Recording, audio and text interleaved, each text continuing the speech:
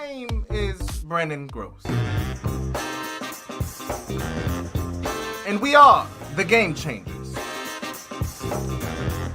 Designers, creatives alike. We are in a world that runs on value. Our next designs will be the shiniest. Our next animation will be the most buttery. Ladies and gentlemen, Game Changers, let the games begin. What is going on, everybody? It is your boy Brandon Groce with a lovely guest, Anika. Anika, how you doing? Hi Brandon, I'm doing fine. How are you? I am, well, you already know how I'm doing. Guys, we have the quick story.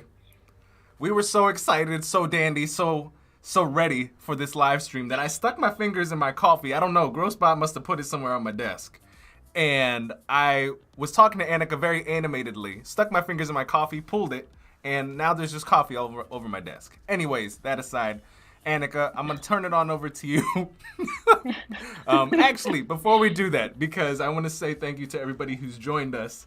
Henry, Fergie, Excellence, Dasha, what's going on, guys? And over on YouTube, thank you guys for popping on in. We're very excited to have had some of Anika's time today for her to basically, I'm not going to steal any of her thunder. I'm going to let her explain to you her background and kind of what we're doing today. So Anika, what's up? What are we doing? First of all, thanks for inviting me over on your show, Brandon. It's like amazing to be here, like with you and all you guys in the chat. I'm so honored. Yes. Like I did not know you guys were excited to see my work. But here we are. Today I'm going to be talking about ASOS. It's like a perfume portfolio passion project that I worked on. And it's very close to my heart. I really like perfumes. It's one of the things that I love perfumes, and that's why I chose the project. So we're gonna go like deep dive into perfumes and what was my inspiration, what is the logo, what were the fails, what were the hits and misses, and product packaging as well. Yeah, we got a lot of things, guys. Basically, in a bundle, just repeating what Anika said, we're going over logo design, packaging design. And if you guys haven't already seen, this is one of my favorite. I think this is when I first saw Anika when she first joined the Game Changers. This is the first project that I was like, oh my God, this is amazing. So I'm really excited that we're going to break down how she kind of went through her inspiration, all that good stuff. From logo to concept to packaging design. So I'm going to go ahead and switch over to your screen. Yep. All right. So where are we starting first? All right. So here's a mood board. I just quickly put it up. Most people use Pinterest for their mood boards, and I am not one of those people. Clearly, I use Illustrator for everything. And I just went on Google because I had like a rough idea in my head that I wanted like a perfume brand and as a portfolio project. Since I haven't been doing this for long, so I've only been in design for like 1 year. I can't even say that I'm a graphic designer yet. So I put together something, and Versace is like my favorite perfume go-to. So that was my top inspiration for this project. And I found out that they are also inspired by Greek mythology, and that was my base of the perfume brand. And I also speak French, so that's why I named the perfumes as Rosé du Matin and the other variants. So this is like the Greek. If I zoom in on this, you can see that they use like a circle. So in Greek mythology, they have a circle which is like a symmetrical. This is what brings everything together, basically, according to ancient Greek. And then we have like these deities that you must have seen in a lot of games and a lot of movies as well. If you watch Thor, if you watch Marvel movies, you know what Greek mythology is. And then there's some more inspiration of Greek mythology and also some of the perfume packaging that I saw. So over here, this picture is very pixelated if I zoom in. But yeah, there you go. These are some packaging. And one thing that I found really common amongst all of these was basically how minimalistic and elegant these designs were. So they have the logo over here. There's the description of the perfume, the name of the perfume, the brand name as well. And also like a little description, which is very common. If you've ever used perfumes in your life, you know that there's like a quantity, and if it's an eau de toilette or eau de parfum, there's a description over here as well. And on the side, there's a description about the ingredients and stuff like that. And also barcode, if you have seen it carefully. And we're going to talk about barcode when we go to packaging design. So this was how the mood board looked like. I was hugely inspired by the Greek symmetric circle. And like I said, the French names. So that was like the basis of it. And I actually found out that this is like something that was clashing because it's Greek inspired and it has French variant names. And I'm like, wait, what am I doing? But then I went ahead with it. So anyway, so today I'm going to be showcasing like what you guys should do, what I did when I'm thinking of a portfolio project. What I think is that since we're all like some of us are new in the industry and we don't have a lot of paying clients, portfolio projects serve as the best way to showcase your skill, your aesthetic, and what you think your design is. So I have put together this information that I think might be useful to you guys. I don't know if you can see it clearly. Should I zoom in, Brandon? Guys, let us know if in the chat if zoom in a little bit more. But if you guys at any time have trouble with the music, any audio, Yeah. you guys want to us to zoom in on something, please let us know so I can operate it. Keep going. We're on a good roll. I dig this. All right. So what I do is this is not usually how I do this. I have an iPad and I use Procreate for my sketching and everything, and this is what you see over here. But I put this together because I wanted to have some notes to show you how my thought process works and everything. So the goal here was to create a unique perfume brand concept and a logo along with packaging design. When I was starting out, I basically had a very rough idea what I wanted to do, and I let the design take me to where it landed in the end. So when I say unique, what I mean is that you, for any brand, I basically look at your project as a marketing perspective, with a marketing perspective. So you're not only selling yourself, you're also selling the product. Because if you land a perfume brand in a saturated market like this, you need a unique selling point, and that's what I wanted to do with this project. That was my driving force, and this is what we're going to discuss. So I made a list of the project to-dos that I had. So the first was basically a concept creation, which I talked about earlier. The brand name, which is inspired, which has the inspiration over here. I was initially going with Boise, which is also French, and it means elegant or a state of being comfy. So I wanted to be like, hey, I'm wearing a perfume and I'm like comfortable in my own skin, but with a perfume. So that was the idea. And then I moved on to like the Greeks because I saw Versace and the logos, and I was so inspired by the Greek mythology. I was like, hey, let's do Greek deities. And then I started reading about it. I did some research, and then I thought about Athena and Apollo, and I made like I was initially going with Athena, and I'm like, wait, this doesn't look right. Maybe I should do something like Athos. So ATHO for Athena, and ATH from Athena, and O from the Apollo, and S because they're two deities that I'm using. So that was the whole idea behind it. And that's how I landed up with Athos. I was really happy with it. Before I landed up with Athos, I did try a lot of logo variations with Boise, and I was not happy with it. And that's why I just I stepped away from the screen, and I'm like, okay, I probably need to do this again. So then comes the logo sketches and ideation, and then the mockups for branding, products, etc., and illustrations. So one thing that I also wanted to implement was make illustrations from scratch and not like just flat icons from the internet, because I really wanted it to be personal and I wanted to customize it and find a slogan. There may be some to-dos that I didn't do over here, but and this is like these three are the most important because you're trying to showcase your work, you're trying to make it more interactive.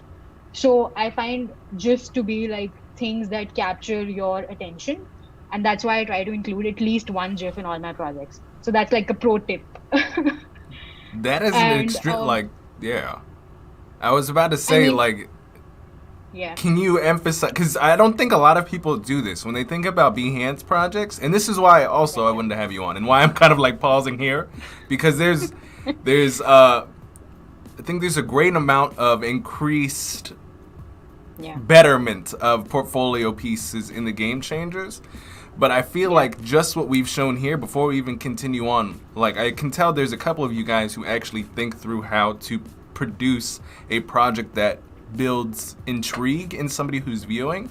And have you always done this, or is this like, how did you learn or know or figure out like this is the way that kind of creates the best projects for you? So I've always, like we were discussing on the game changes the other day about journaling. I think I've always like it's not been a long time since I've done it on a daily basis, but I found that if I do it and I put my thoughts in one place, it really gets me going and it helps me ideate better. And by creating this to-dos, I use a tool called Roam, and it's just a note-taking tool, but you can make a to-do list and you can check on it. There are check boxes. So as in when you complete all of these, you can click on it, and that makes me like helps me keep track of what I'm doing. And I think that's what helps me with the whole process overall.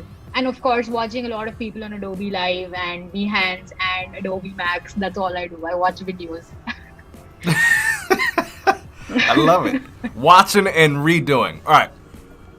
So yeah, so to continue, and this is like the highlight, create a Behance project experience. I say that because it is an experience for someone who's viewing your profile, be it a fellow designer, a curator, or like a client.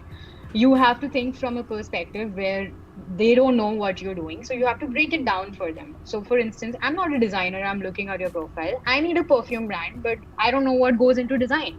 So you need to create something which is for layman language, basically. They don't know anything and you teach them everything. And that also gives you like an upper hand. So yeah, in the end, there's published projects. So these were basically the steps that we go through, and now we have the concept. I guess if you've seen my project, you've read all of this before. This is the same, and this is somewhat my process from Procreate that I pulled in over here. And again, my bad handwriting with some flavors and everything that I researched on the internet.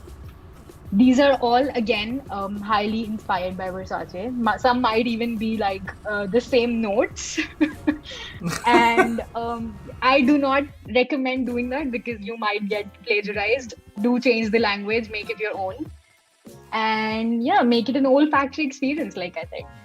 So we have Morning Dew, we have Eclectic, and we have Woody. All of them, I thought of them in a way that I wanted it to be inclusive. So these are all like unisex, but also for men and women. So that's why, like, the idea is to basically create buzzwords, and that's why I just looked at a few things online, and I'm like, okay, this probably looks like something I can use on the same lines, and that's why I said Woody. So like unabashedly masculine and stuff like that. Anyway, so that's that. There's the inspiration, the Greek circle again. And I saw this looping, this sort of curving thing over here, and I'm like, wait, can I make a font out of this? I really want to use this, but I don't want it to look so similar to Versace. It feels like I copy pasted it. So I wanted to give it like a unique sort of a touch. And that's why I made this T first. And I'm like, okay, this maybe looks like I can something like maybe work with it in Illustrator. So I use the H and then the S, and this is like a very rough sketch. And then this arised, and then I was just experimenting over here. You did this from scratch? Wait, before we even, yeah, because now we're moving into territory where I didn't even know all this. You did the type from scratch? Yeah. That's insane. Okay. I haven't actually converted it to a font yet. I'm still trying to do that because I haven't bought the plugin font maker for Illustrator. But I will show my process about how I convert. So if you see over here, this is the thing that I pulled in Illustrator. These are all, so basically what you do is you type in perfectly, use grids on an app in the iPhone, in the iPad. I don't use Illustrator on the iPad, but you can use it if you're comfortable with it, or any tablet for that matter. And then you can pull in an image. This was earlier an image that I used image trace and converted this to vectors. So they were not really precise, and sometimes you have to like edit these out to look perfect. They're still not precise. I haven't worked on all of them. Since I did not have a lot of time back then, I did not convert it to a font yet. But if you want to do it, what you do is basically make a grid of the size that you want the font size to be. You can look it up online. It's fairly easy. And you pull in all the things that you have. So let's say you have an H that looks like this. You have a G that looks like this. You have an F. All of these. And then you export these as SVGs, and then you go to like a plugin, Illustrator plugin, and then you can import it into that, all the SVGs, and form a font out of it. It's slightly complicated because you have to check in the kernings and stuff like that, all those technical terms that So that's like super important when you're making a font. I haven't done that yet because I haven't gotten the plugin yet, but yes, that is the Yeah. plan. And as Fergie said, I'm definitely planning to sell it on Creative Market. That is insane. My brain is like explosion right now. I'm like fizzling. Did we actually? I think this is another good thing. Since we're diving in, did we actually Yeah. show the full case study? We were so excited, and I think we went full speed ahead. No, Did we I don't show think we that? have. Yeah, No. let's start there, and then let's jump back in because we don't You have want to me to pull spend it too up? much time there. Oh, Yeah, let's pull it up. I'm at, I'm on my profile. All right. So this is the project. This is the GIF that I was talking about. This is like the screen that keeps you hooked and wants to see more of it. Other than the cover, Yes. of course, project covers are also super important. So we go here, we see, and all these are images, guys. Like I wanted to use a custom font for it. I did not want to use the inbuilt Behance fonts. So I was like, okay, let's just make this in Illustrator and put this up. So here's a better version of the rough sketch. This is like an Illustrator version of the rough sketch. And we have the idea over here. I did not show the font making style in my case study, but I was trying to implement it. And if we see, there's like the grid and everything over here as well. And then we go down, we have the brand identifier. I tell you what the sans serif typeface is. And these are the logo variations. These are the primary colors of the brand. So this is the full lockup with the icon and the type. Then there's a wide use logo that you can use. I really like this about logos. I like creating logos that are minimal and also have like they're responsive. So you can use this, or this depending on where you're using it. So these are all the colors of the variants that I have. So these are like, you'll see if you go down that these are the variants, and this is like a simple black and white.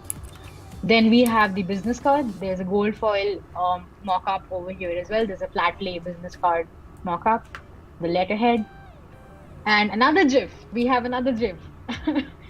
And this is the packaging and the cover, the print on the bottle as well, which we will also see. So here are the colors. You can read through this, and these are the colors of the brand. Again, this is the purple that we saw earlier. This is the eclectique in French. This is again this color. Then there's a woody, which is a brownish color over here, and the packaging as well. So this over here, when I did this project, I wasn't actually very proficient in Adobe Dimension, which I still am not, but I'm getting there. And this is like in early January, 10th of Jan is when I published it, and I bought these mockups off Creative Market. I did not make these mockups, but I tried to replicate them in Adobe Dimension, which is also something you guys should be excited about if you like Adobe Dimension. And yeah, these are other mockups. And I also think that getting a storefront mockup is also super important, because if it's like a store, you want to see, like if this were for a client, I would want the client to picturize how it would look on a lit up hoarding sort of a thing. And I guess that's about it. And this is like another GIF in the end. Too many GIFs. No, it's absolutely beautiful, and I wish we started off with this because, well, first off, everybody, I think everything that we kind of walked through already was leading up to how awesome this was. But I wanted everybody to see kind of what we were talking about, just like how beautiful all the work that Anika was kind of talking about goes into creating something this tightly wound or put together, so that you can sell your skill set and have people understand like what you can actually offer. And I think Anika is one of the, especially when it comes to branding and brand packaging, she's definitely there. So, all right, back to you. All right, back to Illustrator. All right, so this is the font. Wait, where was I? I lost my focus. Anyway, yeah. So we have this. We've already taken a look at this, and then you also want to think about the products that you want to offer. So if it's like a perfume brand, which we're talking about today, I thought about the names for the perfume and how many variants. It should not be too less or too much. So we have these three I thought would be perfect to showcase what we're doing and what we're trying to achieve. And then we have another list, which is like a list of possible mockups. So these kind of things are important when you're showcasing a logo or a branding to a possible client, or just for the portfolio as well, because it helps you simulate an experience which you can only see once the whole project is completed. And you don't want that. You don't want the client to waste all those resources just to see what a prototype is going to look like. You want to be able to show them how it's going to look on a business card or letterhead or like merchandise like t-shirts, etc. A shopping bag, let's say, if it's a perfume brand, a perfume bottle, a label, anything that you can think of. So pick a project that is close to your heart. One, you will do everything you can to make it the best. Two, the second tip would be to look at the product in real life. If you don't have it, buy it. See what all they use. See how the website works. See how the design aesthetic is, and then think about what you want to do with yours, and make it your own basically. And then we have so these were the initial logo hits and misses, and these are mainly misses. So these were all the colors that I tried. And I sometimes feel like this is a very good exercise for someone who's doing it because one, I did not like the logo. It was not very rounded off. I am not a serif typeface font fan, and this was definitely not my thing. I still tried a lot of colors, and this was one of the free mockups that I found on the internet, somewhere on Free Pick, I think. And this was just not what I was going for. This is not the aesthetic. This was not the elegant and the timeless look that I wanted to go for, and I didn't feel like it basically. And then I moved on to making the new logo, which is over here. And I used the same mockup for this, but it still did not look very good to me. The thing with this mockup was that you couldn't change these colors and you could only change the cover color. And I just found that to be super, I mean, it prohibited my whole aesthetic. And I was like, no, I can't use this. This is no way my style. Right. And then this was the final. I used some gradient here as well, even though I like the logo. I've read and heard multiple times that you shouldn't use a gradient in a logo, and it is absolutely right. It takes the emphasis off the stuff, and when you print it or you see it on paper like this, it's definitely not going to create the same impact that you intended to. And then we have the final logo over here. So we have this. We've already seen this on Behance, but these are all the lockups. So this is like the full lockup. This is the wide use, and these are the other two. I feel like I'm missing a lot in chat, Dandan, am I? I've been talking constantly all this while. No, we're good. I think, honestly, because this is what happened. Guys, also feel free if you have any questions, if you want us to stop anywhere and be like, yo, can we talk a little bit more about this, that, and or the other? We want to have a dialogue, too. However, back to your question, Anika, I think everybody basically a little bit further up in the chat, I will direct any of the questions towards you. I just want you to be in your groove and explain as you currently are, because what tends to happen is people are so locked in, and basically everybody's been saying that they're taking notes at this moment.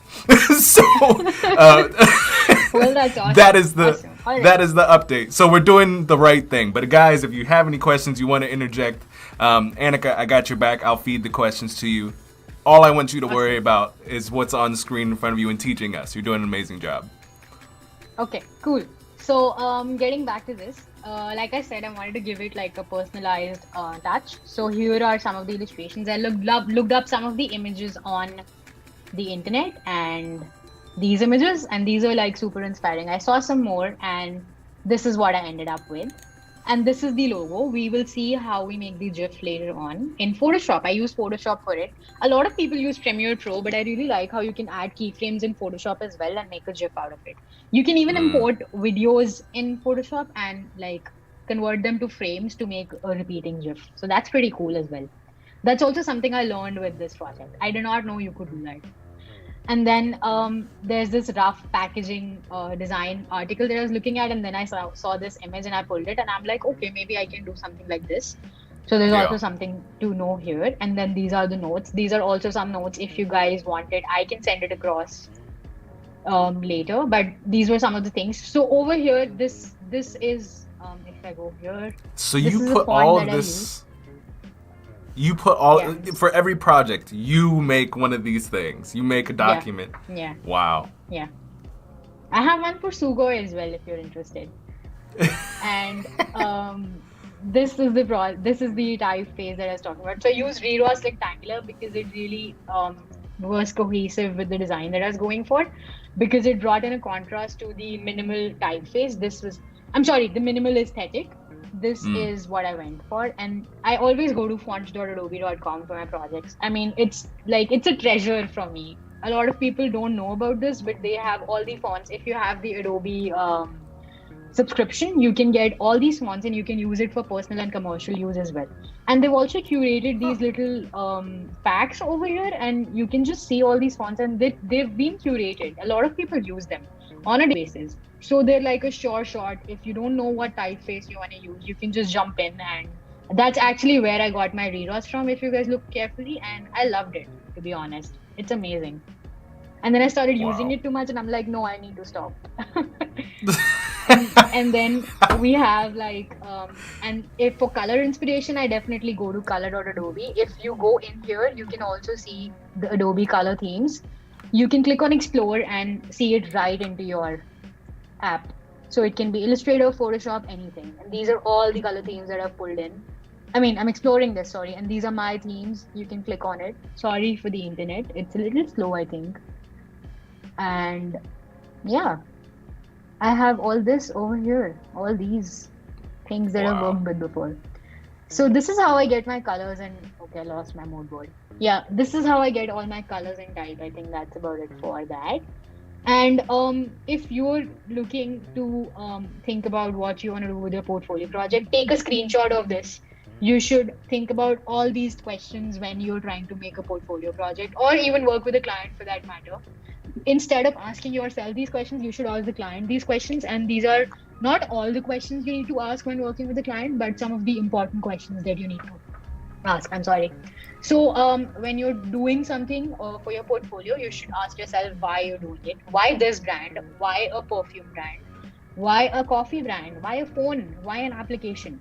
What are the brand values and missions? So while I was working with Brandon's challenge this week, I was thinking about Dino and the clothing brand that I created. And I'm like, okay, why is this dinosaur themed? And I thought about sustainable clothes. And I'm like, okay, dinosaurs are extinct and I care about sustainability. Why not bring that together and make a brand out of it? And that's what made the brand values and the mission statement. And like I said earlier, I spoke about the unique selling point. It is super important in a saturated market like ours. We need to have a unique selling point, and you need to define it for the brand, that the client, or you when you're doing it for yourself, when you're the client basically.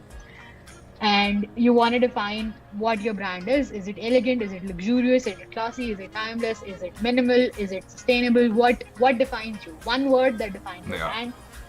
What's your story? Who are your competitors? Market research is very, very important. You need to see who the target audience is. A design may be good to your eyes, but it needs to be good for the audience's eyes. So your customers are king, and you definitely need to abide by that. I mean, you need to know why they want to pick your product. Why would I look at ethos and not poise? Why should I look at it? Had I put up poise, nobody would have liked this project. I mean, I wouldn't have liked this project. I mean, what is this? What's going on over here? How important is it for for this? By the way, everybody in the chat, what's going on, Jasmine? We have Jasmine. Also says hi, Jasmine. Yeah. Got featured on the Adobe Photoshop Instagram page, and everybody was taken aback by her work. It's amazing. Yeah, Jasmine is pretty lit, guys. If you guys don't know Jasmine, you haven't peeped in her stream, you definitely should. Yeah. What's we call it? But everybody so far is saying what we're going through is super lit. Hold on one second. Thanks for the questions, super useful. Elsa was mentioning that. Thank you for the list. I guess she screenshotted. Oh, awesome! But I can just go back if you guys want a screenshot and you missed it. Yeah. Yep. But how important to you, if you guys want to take screenshots, we're gonna land here really quick. We're gonna ask a couple questions. How important is it to you, for you to be how do you gauge your own work? Because it seems like you have a pretty good system when it comes to setting up your projects. You make a list of all these requirements that you know personally are important to you to know if it's a good project, but also this list is pretty good at gauging if you're gonna like it, but also if a potential customer or just another designer, like you were saying, is gonna like it. Do you find that framework of what is the brand, what are the brand values, the mission, even how you did your project, which I love, guys. I wish we had, if we have enough time, we'll totally go into it. Dino Snore. which is this week's challenge. I didn't mean to. That's some thunder stolen, but I think in every project you just hit it out of the park. Do you, how much do you put on top of the framework being able to make your projects be good, or is it at the end, even with the framework, at the end of the day, you kind of have like a sniff test that you're like, this is either going to be a good project or a bad project? Like, how do you go about gauging if the work is going to be good or not? So to answer that, Brandon, I used to paint, and when you're looking at a painting, that's how I actually started and got into art and design. So when you're painting and you look at a painting, and I mostly used to do abstract stuff. So when you look at something, it's really important to like step back. And if it's like a really big canvas, you need to step back and look at it from a distance to see the hits and misses. And you need to see what's not working out in the project. And it's the process. For me, it's the process that makes me, the sniffing test is basically the process for me, because that's what helps me identify what's wrong in the project. For instance, over here with boys, I really like the concept. The concept was good, but the typeface was not working out. This was a perfume. It was like, if someone looks at it, they can tell that it's a perfume brand, right? You want your logo to be memorable and you want it to be easy and minimal. But the typeface was just not working out. It was just not right. And I knew something was wrong. So I took a step back. And since this was a personal project, I took some time off. I took a day off and I got back to it. And that's when this was created. And even with clients, I've worked with a couple of clients before, and for logo design as well. So even with them, you have a set time frame and you can just like regroup basically. Yeah. And that's how you'll end up. I guess that's the whole process is important. Yeah. Anyway. Yeah. I think that was a good point. I wanted one whole section inside of this, because this is totally going to be on Instagram. One snapshot of like, what is this Anika sniff test? All right, perfect. All right. Awesome. Okay. So back to the mood board, and now we're going to dive in. This is my Illustrator file. I'm going to zoom in a little. Let me know if you guys can read it, if it's readable, if you want me to zoom in, zoom out, and stuff like that. So these were the initial tests. This is the perfume thing. These are few tests that I did. This is appearing this way because this font is not activated anymore. I think that's why. Oh no, it is. I'm not sure why. Okay, we'll check that later. Anyway, these are some more fonts. This is basically this font with a perfume bottle in between, and then some more tests that I was running. But I was really not happy with it. Like I said, it was just not right. And then there's an illustration. I pulled this off Adobe stock, stock.adobe.com/free. They have amazing stuff out there. You can check it out if you want. And then this was some of the other tests that I was doing for a perfume bottle. So there are two ways that you can put a label on a product. You can actually print it on the bottle itself, or you can put a label which is made out of paper or any other texture that you want. And these were some things that I was experimenting with. Like I said, the logo, the variant, the type of the perfume, is it a perfume or an eau de toilette, and then the quantity. Some experiments, some fails. I was like, okay, I don't want this. And then this is the logo that I was talking about. This has some gradient on it. Wait, is this an image? Okay, yeah, this is an image. I thought this was a vector. All right. I do have to say though, and I'm not sure if everybody has this confusion. I just remember when I was a child and I saw eau de toilette. I was like, why is there toilet water? And who sprays themselves with that? But it wasn't until I took French class where I was like, Anyway, continue. All right, I just needed, if anybody else had that confusion, please let us know in the chat. Yeah, I also did not know that as a kid. I had French back in school, but I never really paid attention. And when I took it up, like just for fun, that's when I realized how much of a difference it makes. Anyway, like toilet water can smell good. So this is the gradient version of it. Should I zoom in a little? Yeah. This is the gradient version of it, and this is without the gradient. And right off the bat, you can see how much of a difference it makes. It's not centered, so pardon me for that. But the gradient version is not readable at all. This is more readable. It goes well with the contrast.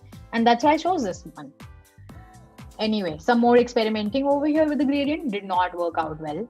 And then I pulled in some pictures for more inspiration. This is a final mock-up that I used. And then we go to, so this is basically what went on the bottle. If I go back to my project again, over here, this is what you see. I'll pull in the first one. This is the bottle design. And if I go back to my Illustrator file, this is how it looked like over here. So when you're designing a product, you usually get a spec sheet from your client, a specification sheet, and they provide you with the bottle size, if they want a custom bottle, if they want a rectangular shape, an oval shape, everything. And there are also standard sizes available on Google, so you can just Google that and find it. I was going through something, but I couldn't find the right link in the time, so I did not put it up for you guys. But if I do, I'll surely share it later. And this was basically what went on the bottle. I just put this color for some context over here. So this is how it looks like on the bottle. And this is how it looks. And since it's a personal project, guys, you can do anything you want with it. Anything that looks good, is designed well, is aesthetically, can scale, is all good. You can do anything you want that looks good and is good. Anyway, I feel like I'm repeating myself. No. So this is the packaging that we will talk about later. Since this was a personal project, I did not know about the technicalities of product packaging earlier, but I did some research and I found out how it is all done. So if you guys have done origami before as a kid, or even do it now for like when you're bored, you know how shapes and boxes are created, and it's basically just folds and cutting bits and pieces out of the paper. So this is when it's printed on a whole, like a rectangular sheet, and then there are creases marked on the paper itself as guidelines for someone who's building the box. So what I'm talking about is die lines. So this is how it looks like. This is a template that I made for this project, and I will show you how it's done. So you this made is how the template? Yeah. Oh my gosh. Okay, we are learning a lot today. All right, tell us how we were going to make a template. Is this something we can download too, by the way? Or was that hard for... I can add it later. You can add it to the resources probably. Is that Word. doable? Okay. No, that's right. total, that we can do that. Okay, cool. So what we do? Okay, there's something wrong with this, but I'll fix that. Anyway, so this is what you see over here. I'll just turn on the layers 1 second, the layer section. This is what we're talking about. With color, you can understand a little bit better. This is the first front page that you see that will be folded. 1 second, let me just pull off this. So this is what the first page was. I'm gonna close this. This basically is what I'm talking about. All right, so this is going to be over here. Yeah, this is the side, right? So when you look at it in 2D space, this is a flat paper that's going to be printed on. Obviously, we're not 3D printing, so you can't just print a 3D box, right? You need a 2D space for that. So this is what my reference was, and I measured all of these sizes. I knew what my mockup size was in dimension, and I scaled my graphic to be perfect for that size. So over here, if you see, it's 800 by 640 pixels, which is the whole size, but this is 530 by 640, which again, if you convert to centimeters, everything is proportionate. So this portion which goes on top, which closes the box, and this portion which comes on the end is equal. It's 1/3 of this whole size, and this is about 1/3 of this size. And then again, this is all proportionate. The dotted lines means that this is where you need to fold it. These are called die lines. The solid black lines that you see are called trace lines or outlines, and this is where you need to cut it. Wherever you see a black solid line, that's where you need to cut. Where you see a dotted line, you need to fold. And where you see this sort of a texture, you have to paste it. I wanted to put it here as well, but I forgot to put it. So this is where you put it well if you want to paste the bottom lid of it.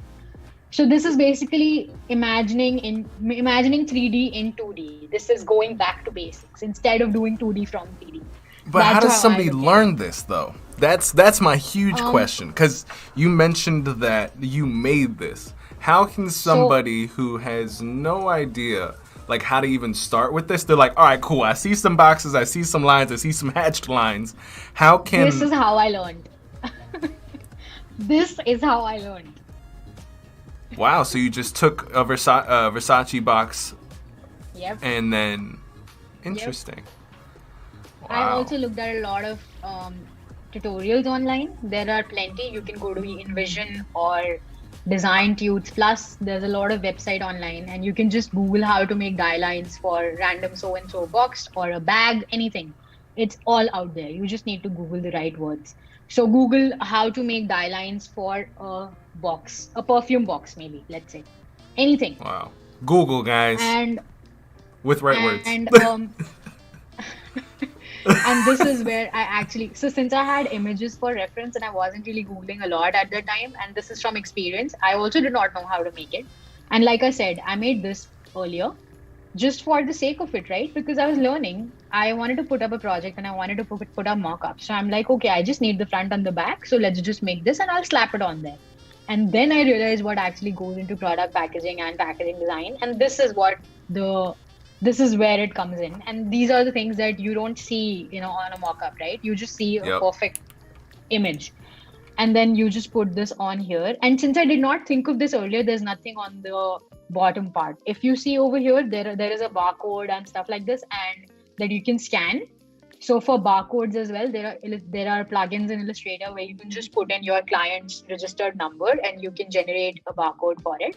You can do that. Or I think Kyle mentioned it on the Game Changers community that InDesign also has an inbuilt barcode feature. You can just put in the numbers and it generates a barcode for you.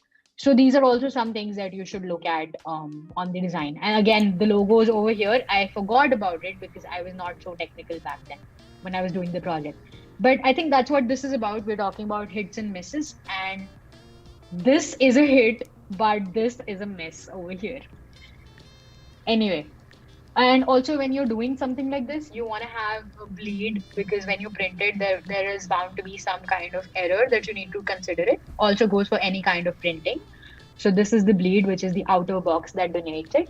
And you want to be able to like put this on different layers, the die lines and the trim lines. I'm sorry, I said trace lines earlier. It's trim lines. And then this is the bleed.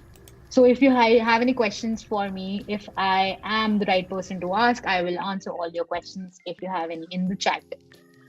All right, awesome. I have this and I have this. And then we go on to this. And since I wasn't designing this with the die lines in mind earlier when I was doing this, I just used the grids in Illustrator. So you just pull up the ruler, you put Command plus R on the Mac, Control plus R on a PC, and you just get the ruler. And then you can just drag in over here, like you can see, you can just drag in these guys, right? Mm. So you can just align everything perfectly, and that's how I like it. Just makes everything so much easier. These tools are so powerful; it makes life so easy. And that's what I do. These are perfectly aligned. These are copies of each other. I just made one and replicated it. And the good thing about Illustrator, again, I think, is that these are all artboards and you can just option and click and drag and it'll just copy paste everything. So yeah, that's about it. I had already decided on the colors as well. Um, yeah, I think that's it for packaging design. And when it comes to Behance, again, like I said, I want to personalize everything that I can. So we have all the images that you saw earlier on my project over here. Like for instance, these are Mm. all made in Illustrator. You can make it anywhere. You can make it in Photoshop. You can make it in XD. Anything that you're comfortable with. I personally love Illustrator. I do everything in Illustrator. And yeah, that's these are all the images that I used. So all of this is like the same font, Ross.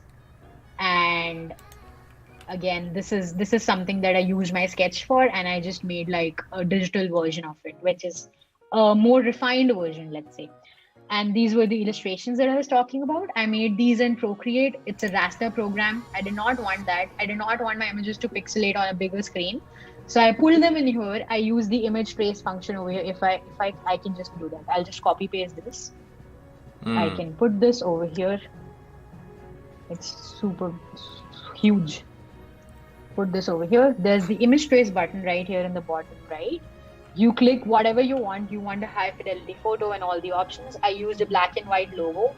I click on OK. It just showed me that it's a big size.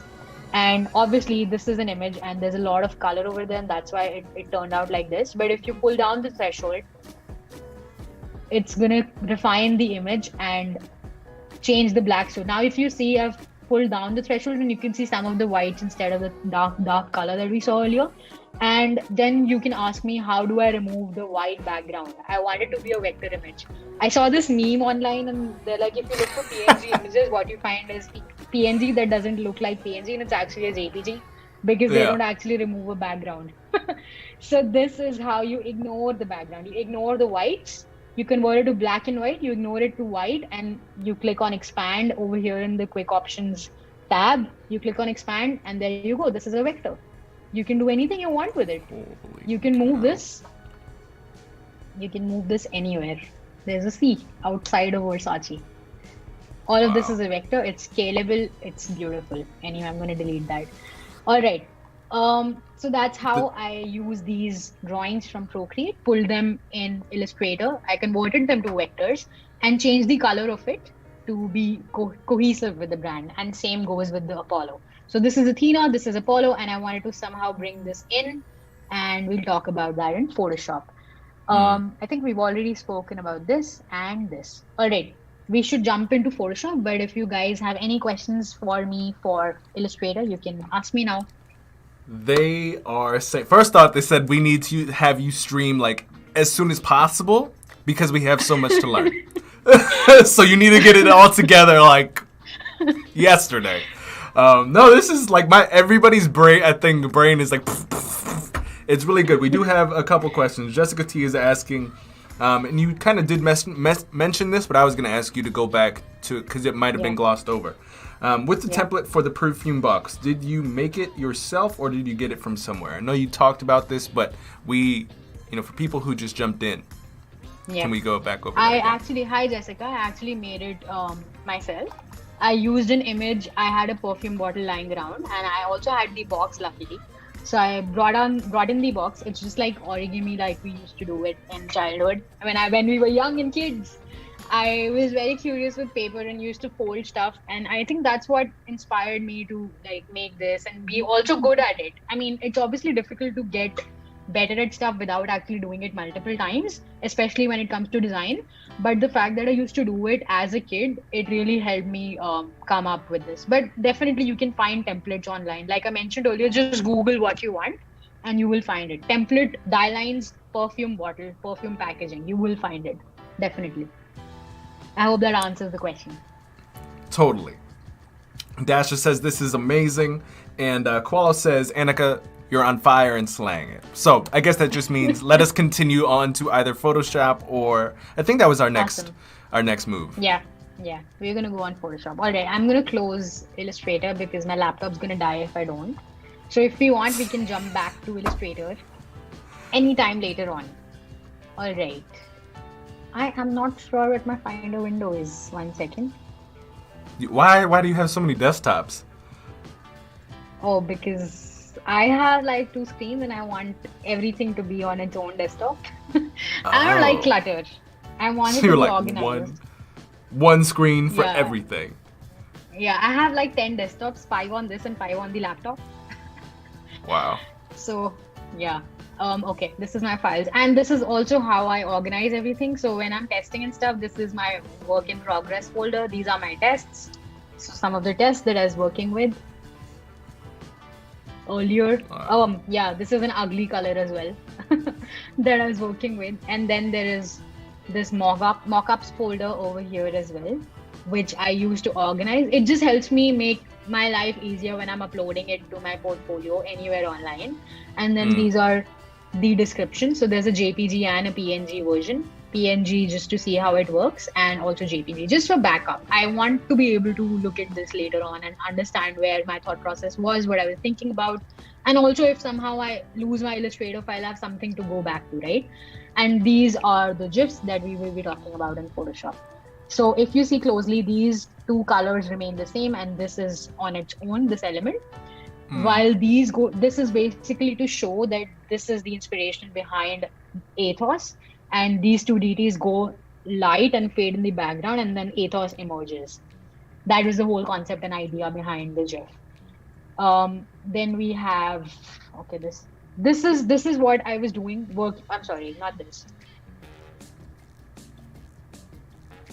Yeah. Wait, hold on.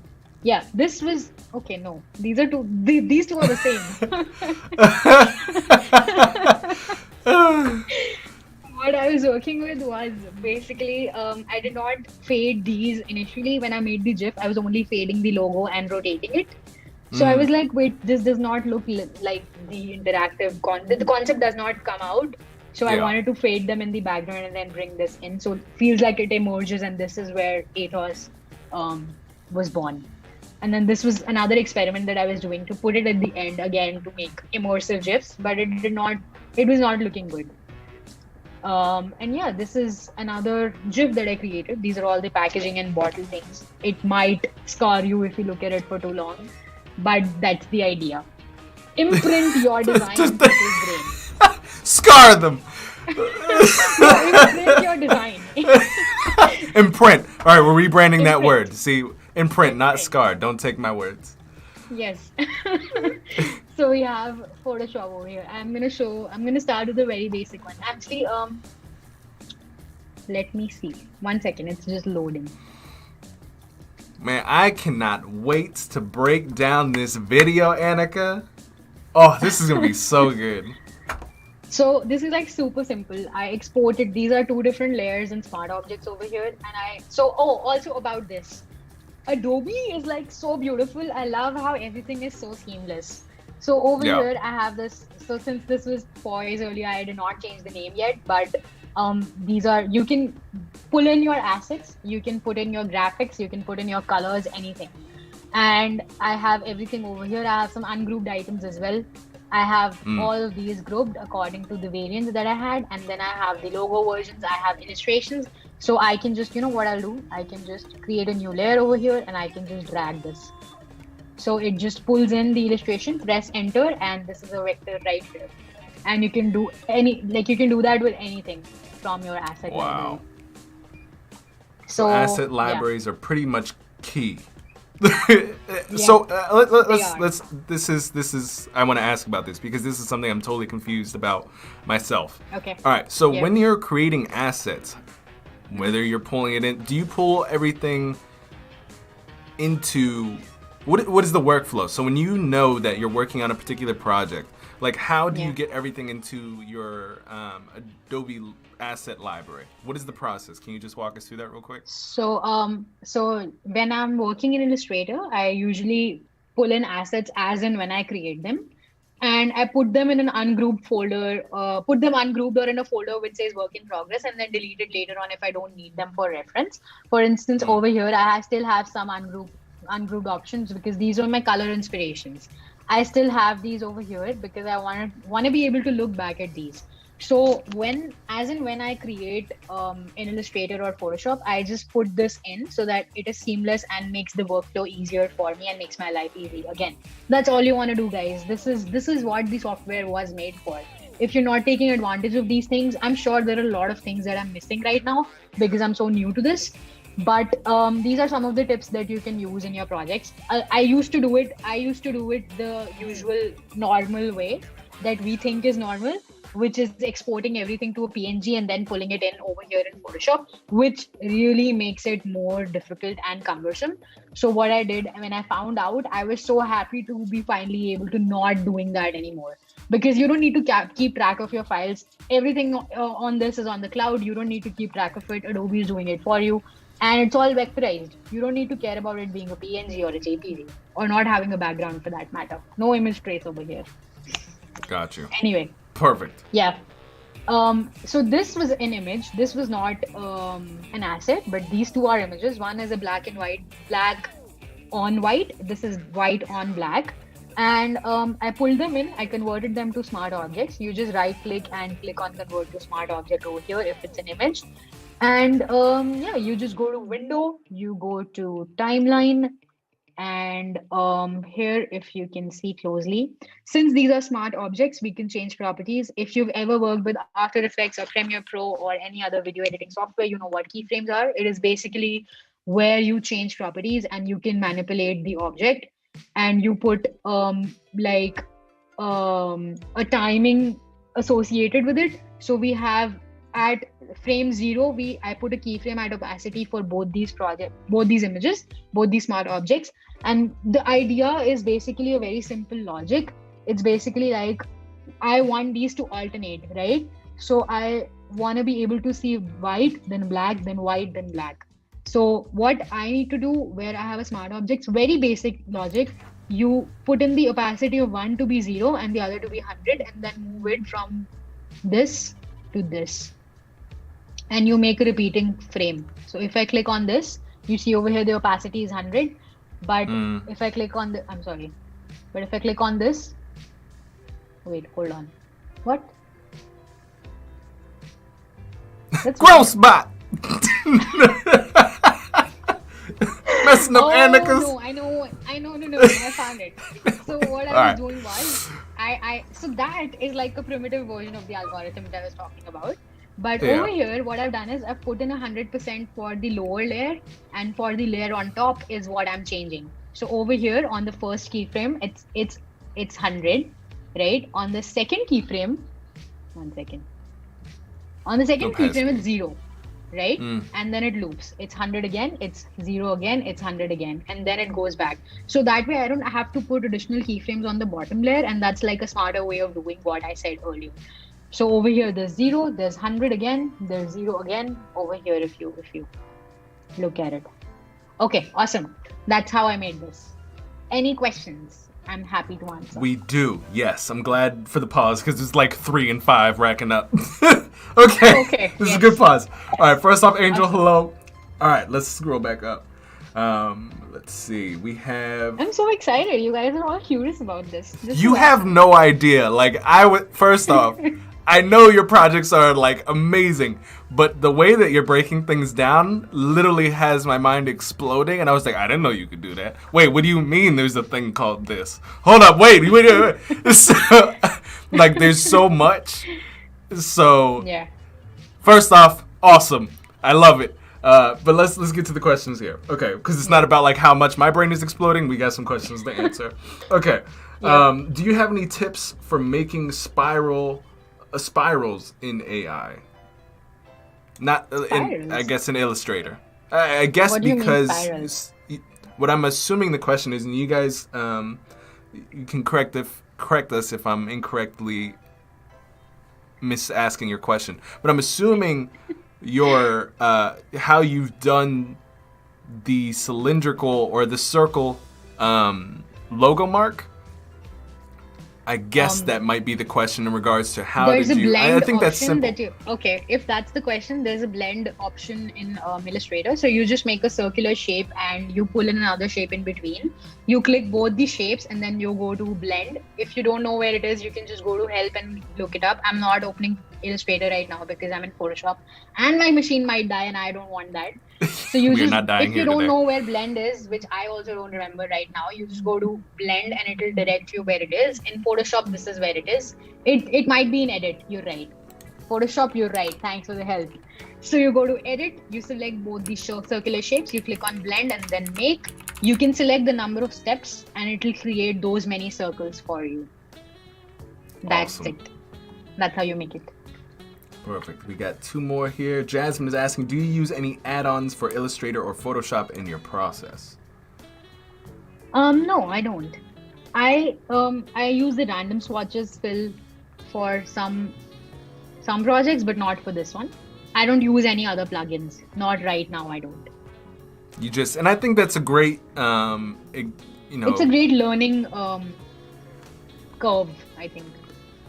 Yeah, I think the question of do you use any plugins for Illustrator and Photoshop? There are some, some people use, but I think an important thing that you've kind of just illustrated here. First of all, I didn't even know there was a help search box. So I just yell at Grossbot.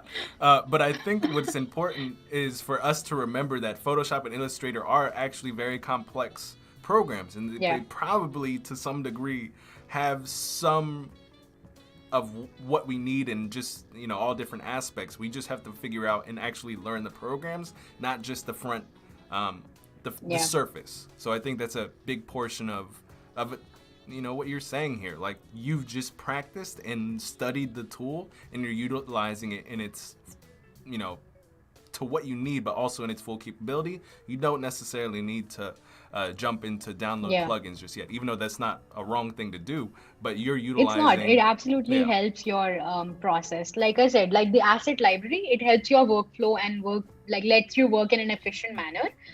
I Yep. may be able to do those. Basically, what are plugins? They basically made to help you, right?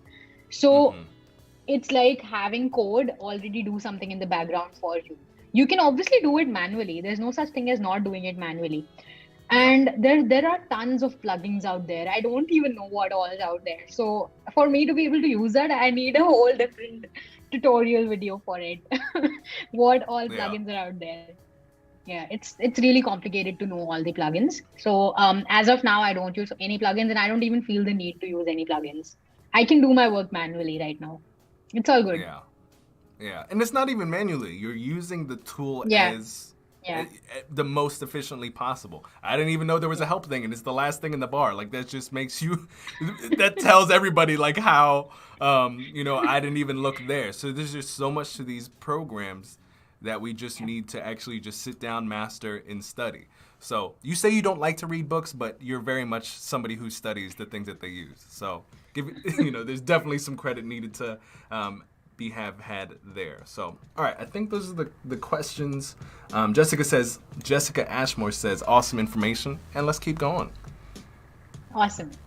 Okay, so this is how I made this, and I'm gonna jump into the other ones as well. So let's just take a look at this. This is the other, this is the opening GIF that we are talking about. Again, I did the same thing over here. In this case, I did not pull images and make them smart objects, but I did pull in the assets that I showed in earlier from the asset library by Adobe. And this is the first illustration. I placed it on the right. And if you want to know something about the sizing, so on Behance, if you notice, when you put up a project, you usually need a 1400 pixel wide image for it to be very aesthetically aligned to the project space. And that's what my artboard size is over here. It's 1400 pixels by some, I don't know, maybe 800.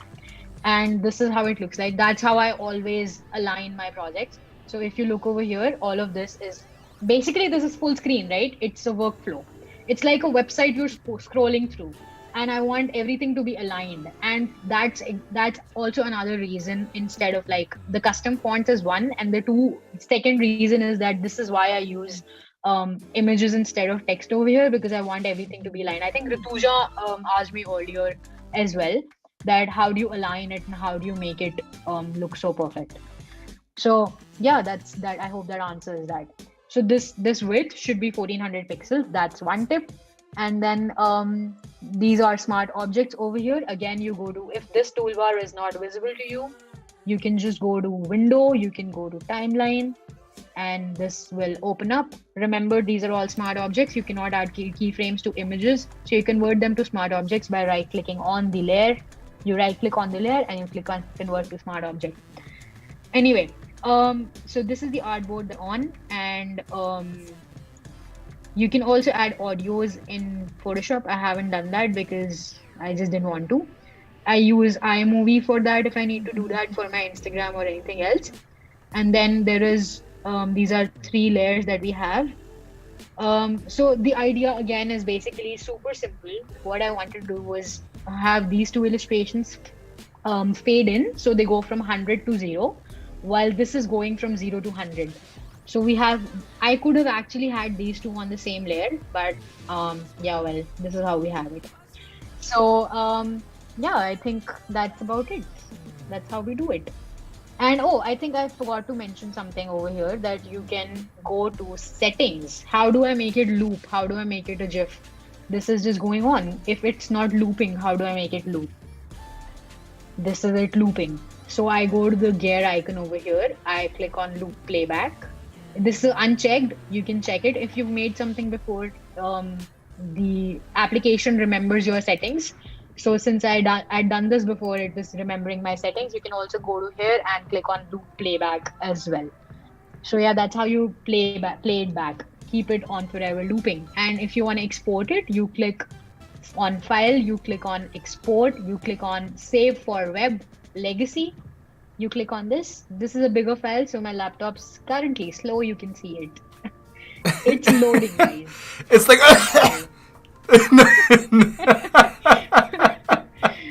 Okay, yeah. So let me just pull this in.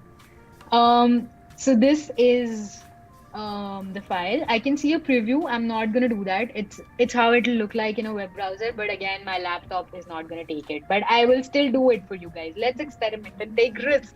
Life is all about taking risks. yes. We're doing it. And yeah, this is how this export window looks like, and this is how it looks like on the web. This is how big it is, and you can see nice. the code here as well. Question. Awesome. Jasmine Yes. is asking, do you find it easier to animate in Photoshop for these simple animations instead of After Effects? Is the output quality the same? I think you had a comment on this earlier, but I guess this is a good time to hop into that specifically. I have personally never used After Effects. I tried once, and my laptop with 16 gigabits of RAM died. It stopped working. It stopped working. Everything stopped working. And I'm like, let's just go back to Photoshop. I probably need a PC now because this is not working out for me. But Yeah. I don't know about the quality yet. I am sure After Effects has better quality because it is a better software when it comes to animation. It's not for photo manipulation, right? Photoshop is for photo manipulation. It is not for GIFs. So an application which is made for animation is bound to give you better quality. That's what I think. That's what logic says. Yeah. But I personally like to use Photoshop. It's very handy. Yep. Yeah. So I guess the answer is you could use either or. You get a good Yeah. outcome regardless. Your project still looks great. Yeah. But there's some things that we need to keep in mind. Like After Effects is an animation program. Photoshop, even though it Yes. does have animation, doesn't mean Yeah. it's the wrong platform to use. You're very comfortable with that. You got a good Absolutely. outcome from that. Easy Yeah. day. You got what you need. But if Absolutely. After Effects, yeah, so I don't think there's a right or wrong. I think it's just your workflow happens to be very much Yeah. so in Photoshop, so you Yeah. stay there. No need to I open think up I've another program. exactly. And also the fact that you can pretty much these codes are basically integrated with all the Adobe applications. So this is the same functionality that has been pulled in After Effects and vice versa. So these are the same things that you have over here. So the export options might also be similar. I haven't used After Effects, so I can't say. But it is the same functionality basically. It's just the overall functionality that's different.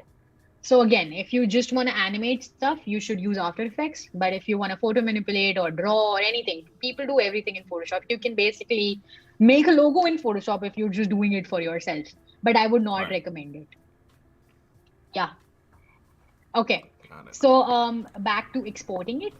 This is the export bar, and you select the options over here. I usually keep it to a GIF. You can export it to anything that you want, and you can change the percentage. If you see over here, this shows you the size of the file, and this is 16 MB, and it is usually I think the file size on Behance is about 50 MB, so we are good with this. You can keep it at 100%, and then you click on save, and we're done. And then it just comes out like a GIF, right? So this is how it'll come out. This is I'm sorry, this is a PSD file. Wait, hold on. So organized. I put everything on my desktop. This is I do that too. I hid everything. I hid everything for today. I'm like, okay, let's hide everything. It's like putting clothes in your cupboard when your mom was asking you to clean your room. And I just throw Yes. everything inside. Anyway, so this is how the exported file looks like. Awesome. It's perfectly done. So we're coming up on time here, but there's one thing I really want to get into because I'm new to it. But how do we take? Because a lot of people are like, all right, I got the graphical part, but how do we go from in the last couple minutes? How do 2D we to take? 3D. Yes. How do we take the things that we bought from Creative Market and actually get our things, our graphical images on top of them? What is the process of that? So for this project, I use mockups from Creative Market. I actually bought some personal licenses for the project, and this is how, one second. This is what the file looks like. This is again all in Photoshop. And this was not made by me. I bought this again. And we go here. This is a simple file. This is a smart object that is linked internally. It's a .psb file instead of .psd. Photoshop smart object. And again, from the asset library, I double clicked on this. This means it's a clickable element. I go on here and I just place my design. So I already had these colors, and actually one thing over here is basically to know what kind of packaging or product you're working with, because that's when you can visualize how it's going to look in real life. Because prototyping is super important. You don't know how the color is going to look like in certain kinds of light, and you do need mockups to be able to visualize that. I would not recommend Photoshop mockups now that I know how to make them in Adobe Dimension, but you can certainly use it for portfolio projects. Absolutely. And even for client work, Photoshop mockups are amazing. They do wonders. They can show you light and shadows and how everything comes to life. I mean, could you have imagined that something like this can look like this? I certainly couldn't have. Yeah, it looks absolutely beautiful. And all you were saying, this cost you how much? One mockup was like $4 on Creative Market for a personal license. For a commercial license, it was I guess $6 or $7. I'm not sure. We can look it up. Do you want me to look it up? No, we don't have to. But even if it's $10, that's like an hour saved of lighting, modeling. Exactly. More than an hour. So you just, if you are interested, if you are interested in buying stuff, if you don't want to make it yourself and just want to get something for $3, you can get on Creative Market. You can buy stuff. You can look for. There's a lot of categories over here. This is not a promotional video for anyone watching, but I'm just saying. She's like, I got a promo code. No, I wish I did, but not yet. Not yet. Yeah. And this is the video, and the whole the whole thing that is bringing this together is now Adobe Dimension for me, because now I tried. So since this was done in January, like I said, early January, I was not experimenting with Adobe Dimension. I actually started doing it when I saw Brandon doing it on a live stream, and I'm like, hey, Brandon's doing this. This looks kind of like something up my alley, so maybe I can do this too. And then I opened Dimension for the first time, I guess 3 weeks ago. And I'm like, okay, let's do this. So I'll close Photoshop now. And I will, okay, it's taking a little bit of time. I will go to my file so that you can see the reference later on. Not this one, this one. I'll open this up, and I'll also open Dimension over here. If you're wondering what I'm using, for the mockups now is Dimension. So we have, let's open this one actually. This has a better light.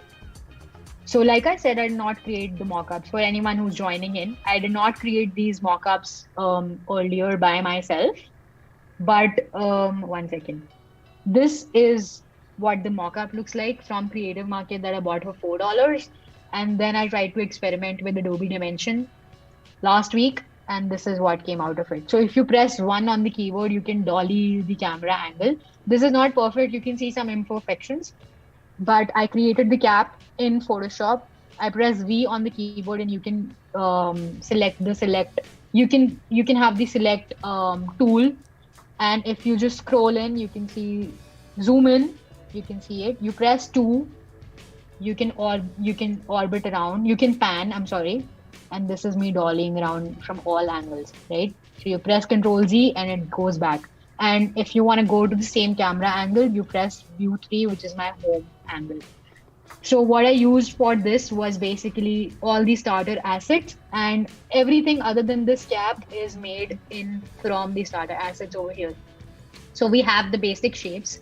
We have a text, cube, sphere, and all of these unlimited starter assets. And like you can see, you can also browse Adobe stock for all the assets we have. A lot of them are free, but a lot of them are also paid. And at this point, I'm not someone who wants to pay for the products when I'm doing a portfolio project.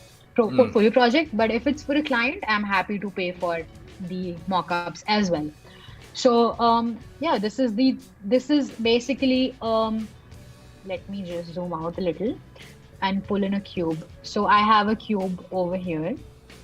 This is a cube, and if you press S on the keyboard, you can manipulate one of these two options right here instead. And if you can't, if it's selected to scale equally from all the sides, you can just press this button over here, and this will change that, right? So I increase the height a little bit, I decrease the depth a little bit, I also decrease the width a little bit. Maybe this is a new box, right? You press V again, you can rotate it. If you just want to see the rotation tools, you can press R on the keyboard and this will show you the rotation tools, right? So this is how it looks like. I feel like this has a little bit of width that's going wrong in all the levels. So I press V again, press S again, and then decrease a little bit, right? It looks more like a box now. No. So if you see the difference between this and this, it has a lot, this new one that I just created has a lot of sharp objects. How do I change that? So over here in the properties pane, we have a bevel, right? So if you've ever used Photoshop, or if you've ever converted a 2D object into a 3D object, there is a bevel and emboss option in Photoshop, and this is the same functionality. Like I said, everything is integrated amongst Adobe products. This is one of the common features, and this is like way too much. You can decrease it by one. Yeah, and I'm sorry, I missed that. What? Oh, no, you're good, keep going. And this is 0.5, right? I liked how this looked, and I'm like, okay, let's go with that. This looks good. And then I rotated it a little to see how it looks, and it looked all right. And I'm like, okay, let's go with this. And yeah, that's how I created the box over here that you can see. This is a texture that I found somewhere online. If I click on the cylinder, again, this is a cylinder. I can zoom out a little. So basically, when I say I'm using starter assets, that does not mean I'm using this as is. I'm manipulating the shape according to my needs. So I press S again on the keyboard. I decrease the size for it to be like a platform. Where I press V again. Actually, you know what? Let me just scale this a little. And put this on top of this. There's another way to do this. I'm doing this manually right now, but if you go press 1 again, I'm sorry, where am I?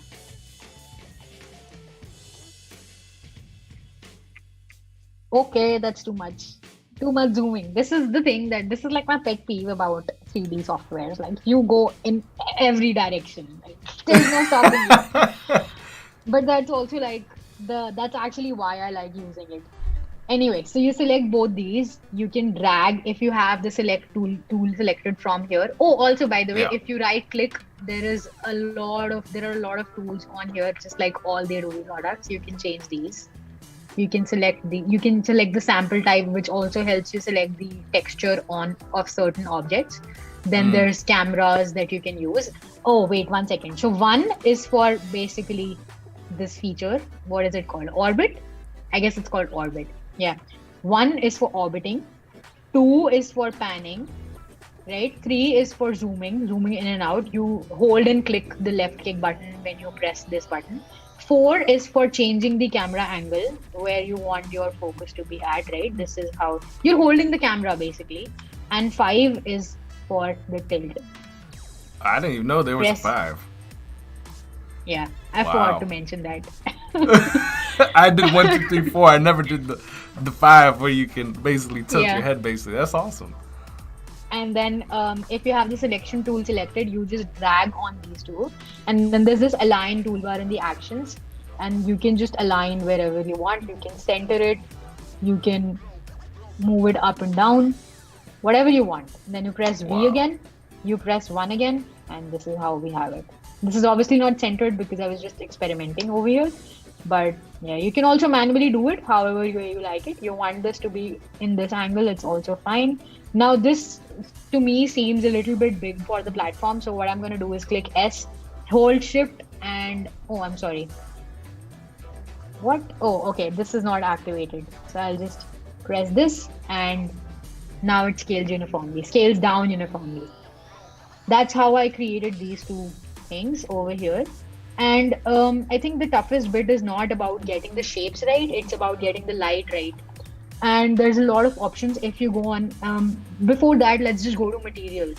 So I have this, you can also filter by things over here. So there's the starter assets, which looks like this, the models. This has Adobe standard materials as well. This is the lighting, and this is the images, which you can use as a backdrop. I think I used it in my Among Us project. I used like a galaxy backdrop over here. So that was pretty cool. It matched the image and matched all the objects I had in the image. So yeah, that's about it. This is the material. So over here, if we see this cube, this has a plastic, and I'm gonna put the same over here. I have a plastic. I'm gonna zoom in a little. I'm gonna change how this looks, my camera angle, so we can look at it from a front angle or top. And then, as you can see, there's a lot of like glowing thing happening over here, and I don't want that. So I just increase the roughness a little. Basically, the key over here is to experiment with it.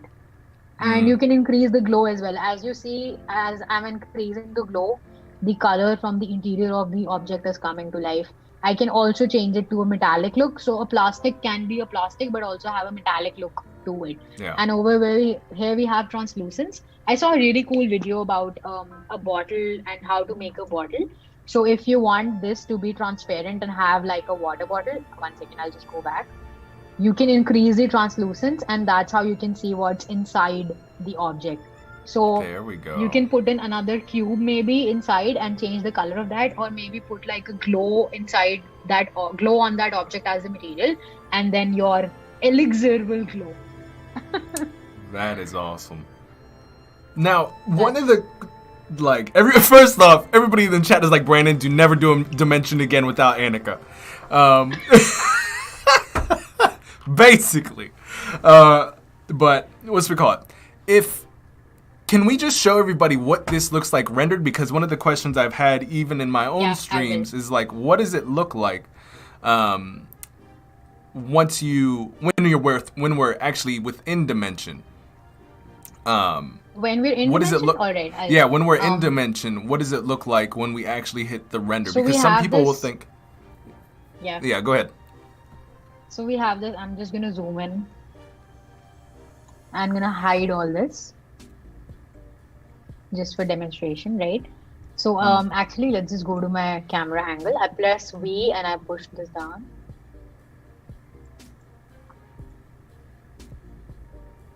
Awesome.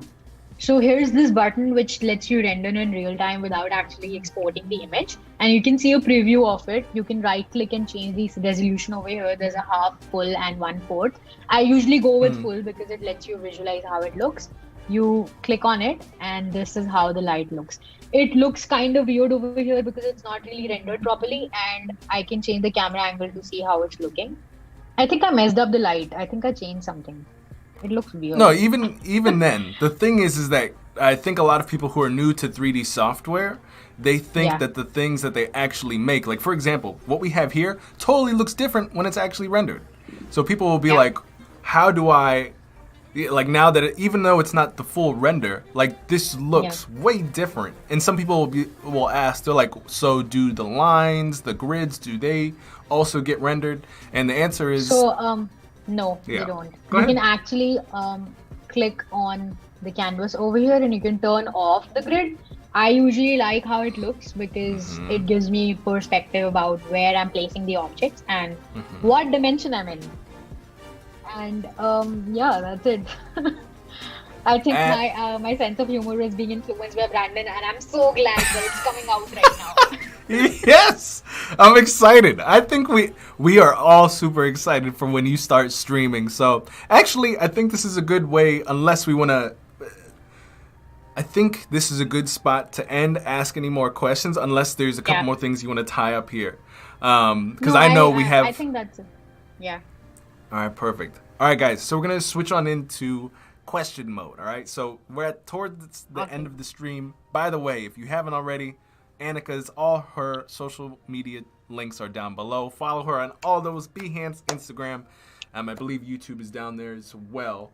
Her website. I don't know there if we it go. is. Website. Yeah, the website is. But Absolutely. If you go to her website, you will find everything. But now's the time for questions. Please drop them into the chat. Bliss says, I'm totally banned from Dimension without having you on. But like, I think this was awesome. Everybody in the chat was saying, hold on. Jasmine said she had no idea you could align things. We had Corey in the chat says he had no idea 5 was a tilting mechanism as well. So you taught us like everything from how you start the project, just from your framework, your sniff test, how you really brought things into just starting from a mood board or a mood board to how do you want to conceptualize the brand. You're testing from option 1, which was, you were like, I'm not really digging that. You started to go more into a different concept that you really dug and started creating assets in Photoshop, Illustrator, all the way to bringing everything full circle into 3D and mocking it up on Behance. So it's like we did a lot today in a hour and a half thing. Guys, this will be rewatchable, but you also we'll be cutting this up because there's so many good points in here. We'll be cutting this up into mini YouTube videos as well. But while questions are being dropped, let me see. Oh, I can actually live stream later on with you or without you. I don't know. Maybe with you. I would totally love that. And we can actually make 3D objects from scratch. So maybe we can do something like you telling me what you want me to create, and then someone sketching it up and then moving it to Dimension and do like a Dimension face-off. Dimension face-off with Brandon. That would be so totally amazing. Do that. Yeah. And as you guys know, well, we won't go into that, but you guys know I have like a whole tournament set up. If you guys ever want to get into like competition stuff, or even if you want to do stuff with Anika or what have you, we can figure something out. I really think because you're going to beat me anyway, Anika. You're going to be like, Brandon's still over here making the sphere, and you're going to have like the whole I'm like, guys, how do you rotate the sphere? But I think that'll be fun. But everybody says, yes, do that. Totally needs to happen. Jessica says that would be awesome. We'll talk about it in the game chat. We'll figure it out. Awesome. Let's see. And if any of you guys are watching Brandon's live stream right now and are not in the Game Change community, I highly recommend it. I have only been there for 3 weeks and I've learned so much. There's so many people coming in from different parts of the world, and all of them are different designers. One is a graphic designer, one is a brand identity strategist, one is a UI UX designer right here with us. So there's basically info coming at you from all directions. And you're supposed to, like, you can't not learn, guys. You definitely have to come join the Discord channel. I highly recommend it. Isn't it? No, just like, thank you very much, Anika. I appreciate that. We have, we're about to hit 900 creatives from all over the world, and I think towards the end of this month. So it's going to be crazy. Questions. Let me see. Everybody's saying the stream was extremely helpful. Like, good job. They're like, first question. When are you going to start streaming regularly? I think I'll start this week, now that I have all the enthusiasm from this live today. Can you tell it's my first time being online on Behance? No. It's like you've been doing this, which is why I was you have great energy and personality to be doing this, because I was like, why am I here? I was like, I was just like, turn off my. Where's my car? Groce bot, bring it around. No, you're absolutely excellent to watch. Your instructional is amazing. People are like, how many people are in here right now? At one point, there was like 60 people watching you break down your entire process. So there are some questions that I don't want to miss out that I think would be good though. Awesome. I'll just bring up, while you do that, I'll just bring up one of my initial renders from Dimension, the file that we just saw earlier. So this is how the mockup looks like. That's what I used for my project. This is what I bought. And while I was experimenting, this is what it looked like earlier, and the light was just so sad. And I was like, I need to do something. And just by experimenting and keeping at it, this is what it turned out to be. So as you can see, there's a huge difference between this and this. And over here, I have some planes and there's some light reflecting over here because I did not turn off the background. I did not know that was doing this to the light. And over here, I figured it all out. I do not use any planes. I just use a background and I increase the metallic and the reflective properties of this cuboid, right? This turned to this all in dimension. So I totally recommend it. I'm spilling all my secrets over here. You should totally do Adobe Dimension, guys. Yep. That's it. That's about it. That's crazy. Okay. So let's do. Corey is asking, how long did it take you to do this entire process from your framework on paper to finished on Behance? How long was that process? Wow. I really don't know, to be honest. I think it was about a week or two. A week. I was taking my time with it. A week, I guess, but I was not working on it every day for the whole day. Maybe like a couple of hours every day for 5-6 days, 10, 12 hours, 15 hours. I don't know. Don't bill me for that, by the way. But I think it's important to know, like, I'm gonna aim right at what you said. Nobody billed you for that. That's what you said, right? yeah, I said don't bill me according to the hours that I'm saying right now, because it may seem like a lot less than the amount of work that it came in. But then I think this is where pricing comes in. And as you experience and grow as a designer, this is what makes your prices increase, right? Your hourly rate increases, not the amount of hours you put in. Because the lesser the amount of hours you put in, that's just showing how efficient you are at your job. And I think that's a pretty good way to go about it. So don't think about the hours when you're just starting out. Think about the quality of the project. Don't think about the time it's taking you, especially when you're making the portfolio projects, because you need to show the best. You're basically marketing yourself, right? So you need to show the best possible design that you can. Yeah, and I really want to highlight that because there's a whole conversation, and there's levels, right?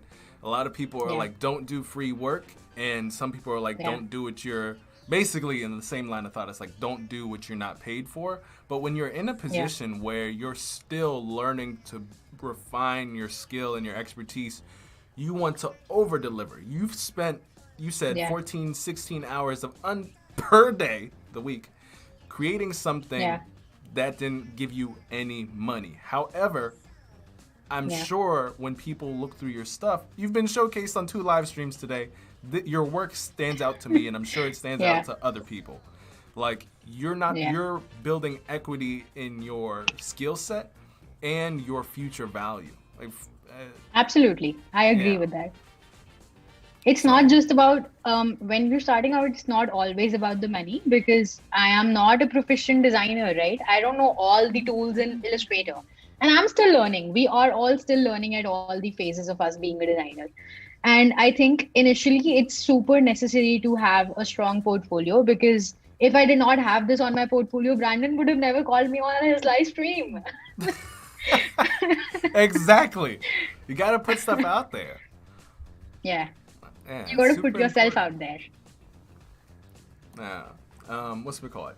Corey says, very well said. I think that's a huge part, especially in the we're gonna end up going around in circles, but especially right now where the way to get in is to show your work. If you guys don't have, and I'm not talking to the audience in particular, this is just like in general when we repost this. If you guys don't have any work, the thing that you should be doing is building your own projects, just how like Anika outlined here, from sniff test to end, and building your skill and being able to showcase what you can do so that when people come around, they're like, wait, who did that? Why don't I know them? That's what you want to have happen. That's how you make money. It's not necessarily, hey, I've opened up Photoshop once, but I'm not going to do anything in it until I get money. No way. I mean, people do that. People do that all the time. But if you really want to do good work, it's not the way, I don't think. All right. Practice is key. Practice is key. All right, let's roll back up to. So there was a question between Blender and 3D in Dimension. I think the answer might be obvious, but why use Dimension over any other 3D platform? I'm just super comfortable with Dimension, and this is my first 3D software, and that's why I choose Adobe Dimension. I've seen a lot of blog posts about Dimension being limited to what it can do, but I like challenges and I want to challenge that, which is why I create 3D objects in Illustrator as a sketch and then move to Photoshop to make a bevel. And you can use presets in Photoshop to change how the bevel looks like, and then you can move it to Dimension. Why I use Dimension is basically because I like how seamless everything is, and you can move from one app to another in the blink of an eye. And that's why I love working with Adobe Dimension. I would like to use Blender in the future when I want to sculpt objects and manipulate objects more, but that's probably something for later on. Yeah. Dimension, it sounds like it gives you a pretty quick and easy start based within the Adobe ecosystem. Yeah, absolutely. Awesome. Yeah, so there you guys got it, man. I mean, super. Let me see. If you guys have any more, let me see. Brandon's object. Oh my God, Golden out here. Brandon's object will look like one of those kids' pictures compared to Anika's. Yes. All right. Now that we've got that underway. Let's see. Design face-off. I'm on it. All right, Derek. Fergie says, Anika, you rock. I think everybody's really... Jasmine says you're a natural teacher. Yes. Awesome. I'm so glad you guys liked it. I was so nervous. Like, I was excited yesterday, and this morning I woke up nervous because I saw some of the challenge submissions in the Game Changers community, and I'm like, shit, my designs are really bad. What am I doing on the live today? And I'm like, wait, I'm super nervous. You did. Yeah. Well, even if you're nervous, you hit it very well. You did absolutely excellent. I'm more like, oh my God, I need to step my game up because I'm doing horribly. If you just like woke up and you're like, well, you didn't wake up. I think it's like 9-ish o'clock or about to be where you are. Yeah. You basically were like sipping green tea all day and was like, all right, we better go jack it up on Brandon's live stream. I love that. I think it was. I'm sorry. Go ahead. No, that was the end of my sentence. I was breathing. I think I am so energetic because I wanted to be as energetic as you because I wanted to match that energy. I mean, it's impossible, but I tried my best. You definitely did that. So I'm glad, awesome. And I hope we do this again. Just everybody's basically just saying, Golden is saying, Brandon, we still love you. It's okay. Just give your live stream over to Anika. Well, guys, I think hopefully we have more time to collaborate. We definitely have time to talk about that. And if you, in general, before we close out here, and everybody say thank you to Anika, and your final statements and everything. If you guys are interested, if you guys want to do more stuff with this community, because this is not a Brandon Groce show. This is Groce is trying to take that from me every day. But if you guys want to continue to do, this is what this community is about, bringing, and what the Game Changer is about, bringing top level people who try to get 1% better each and every day to come and just share what we've known. Anika basically taught me how to walk in this last hour and a half. I've been crawling. And so we just have so much to share. And I just want to say thank you so much, Anika, not only from, the bottom of my heart for giving us some of your time today, but just to take your time to teach us some of these things. I think, you gave us basically a tutorial in one sitting, which is equivalent to multiple YouTube videos. So yeah. With that, I will let you leave any final remarks where we can find you on the internet. We do have your links down below, but if you want to leave any closing remarks for us, I'm going to hand it back over to you. I just want to say that it was a pleasure being on your live. It was so amazing. Like, I thought I was going to be super nervous, but I was pumped and I was super excited to showcase my work. And I think I wouldn't have been able to do it when I would have done it by myself. I would be totally nervous looking at the chat and looking at OBS and figuring stuff out. But being on here has really made it like a seamless process for me. And as far as my socials, I think it's ANIKAAGG on Instagram, and you can find me by the same on Behance, be.net. /ANIKAAGG. And my website is also on the video description, so you can check that out as well. Do give me a follow and like if you like what I do over here, and your support is appreciated. Thank you guys for having me. It was brilliant. I loved how everything went. Thanks, guys. Likewise. All right, guys, that is it from Miss Anika. If you guys want to talk to her, or she's around on the Discord. If you guys are also not following her, and if you're not part of the Discord, we have the Game Changers community going to hit 900 very soon. So we'll be right back. We have some challenge submissions to go over, but we have to bid Anika adieu. So we will be back in about 5-10 minutes. Do not go anywhere. All right, bye, guys. Peace. Bye, guys. Bye. We'll be right back. Don't go anywhere. Peace. So, you want to be one of the hottest creative designers in the world. You want to build your talent, your skills, grow hard work, and more importantly, surround yourself with a team of individuals who are striving towards greatness with you. And yet you sit there and you ask yourself internally, Brandon, does a place like this exist? And my answer to you would be, of course, motherfucker, that's exactly what we are doing in our Discord. We are the Game Changers. We are a group of designers, artists, creatives that want to take our skill sets, talents, and dreams to the next level. We come together to give feedback on each other's work, give resources, and laugh. A lot of it. And help push each other to be our best selves. If you're interested in becoming the next best you and quite possibly yourself while chatting with many friends, join your new design family today. See you there.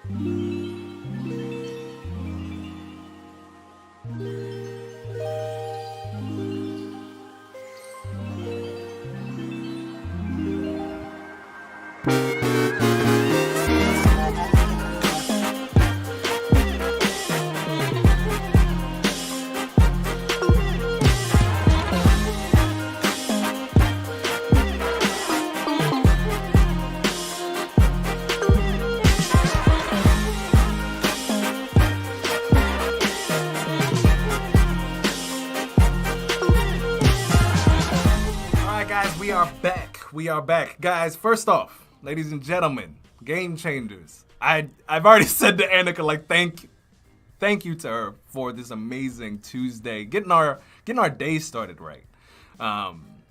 Hopefully we have more of those. And if you guys, like I was trying to, I didn't want to say because I wanted to give the rest of the end of the stream to Anika to highlight her. But if you guys at all, you want to bring something to the live stream, you have something to teach, to showcase, that's what the Game Changers are for, to bring like-minded individuals who are trying to get 1% better each and every day, to come together to just share the information that they have so we can all get 1% better each day. All right, with that said, you guys know what time it is.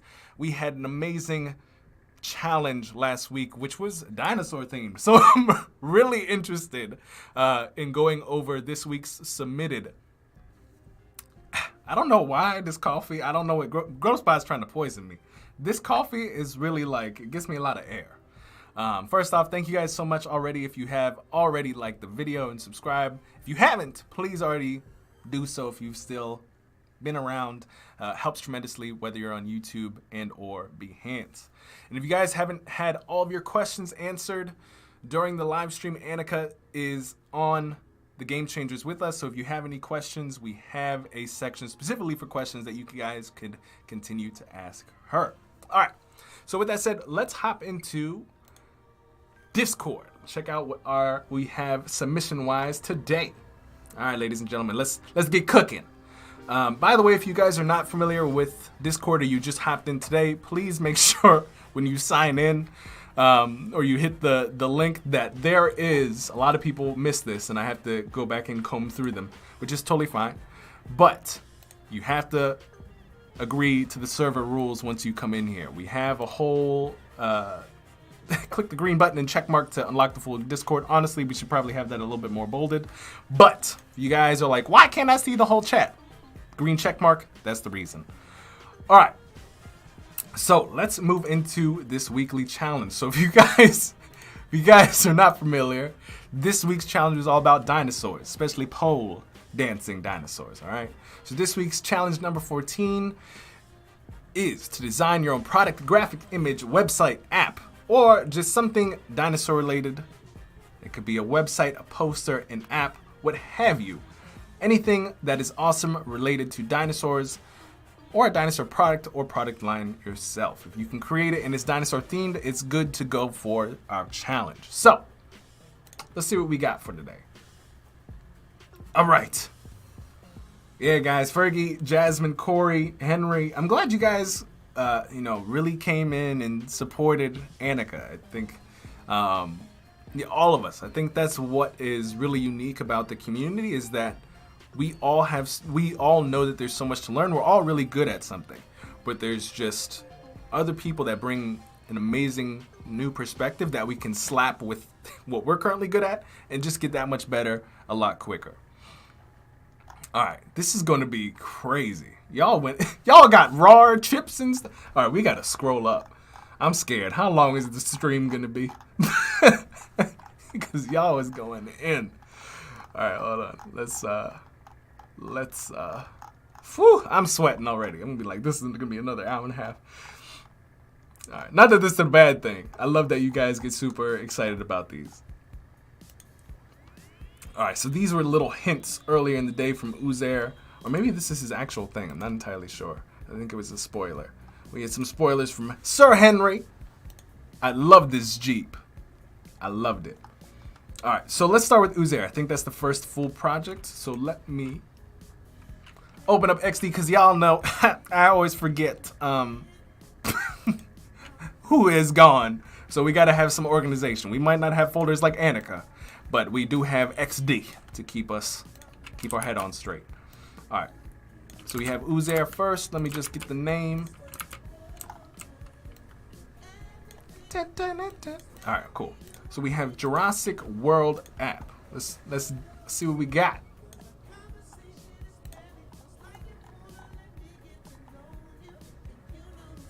Yeah, Andrea, I can't wait to see another stream from Anika as well. All right, so let's see what we got, Uzair. First off, we're gonna hit that like button. We have Jurassic World app. We can explore, we can check out locations. Disclaimer, this project was made purely for fun. I love the fact, like, first thing, it's like, please don't sue me. Typography, we got Poppins, bold, the screens. We got the attractions, some lorem ipsum. Man, I love the way that you have that you lay out your work.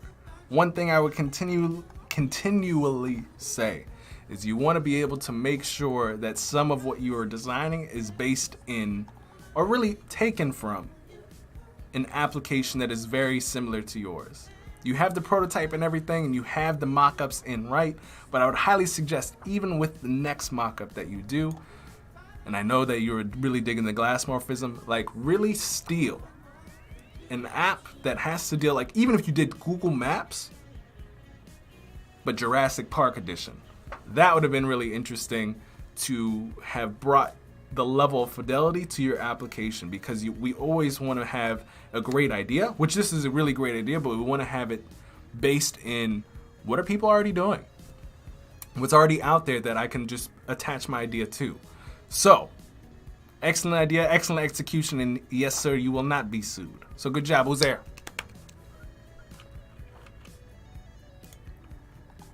Alright, next we have Mattia. Back at it again with some amazing photo manipulation.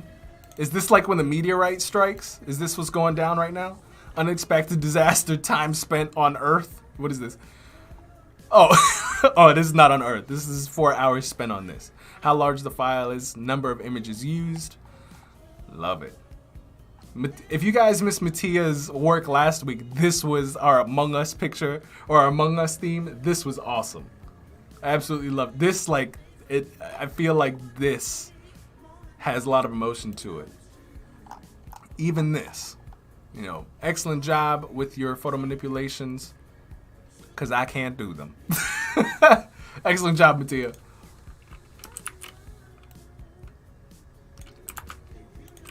All right, so we got Uzair, Mattia with the dinosaurs. I would love to see some collaboration. I know last week there was collaboration between Gonzalo and I believe Red Yoshi, and they did a really cool Red Yoshi did the design and Gonzalo did the web design. If you guys did like Mattia doing the photo manipulation for somebody's app or website, that would be awesome. Or even, you know, any which way. We have Jessica Moore coming in with the Dino Vision, I believe, unless I just accidentally mislabeled what you have, but love this. Got the mockup coming in. Again, with some photo manipulation. I love how, like, the dinosaur actually looks like it's in the background. The cowboy is like, giddy up. Y'all have some very, very intriguing brains. Is this yours too? I gotta, y'all, cause I just have to peek because y'all are doing some really interesting things with Dimension. I know this has nothing to do with our challenge, but I love always peeking into what you guys are doing. But this mock-up sells it. I love it. And actually, the further away that it is, the Dino Rodeo, watch it on Netflix, this actually looks like an ad for a very interesting show. And because we're further away, it looks more realistic rather than when we're up in on the actual project. So excellent job, Miss Jess. All right, let me roll back down. I need to take Jess's photo real quick. Just this, not her actual photo. I need to organize, guys. I gotta stay organized out here. Fergie says, just finished a whole French press of coffee.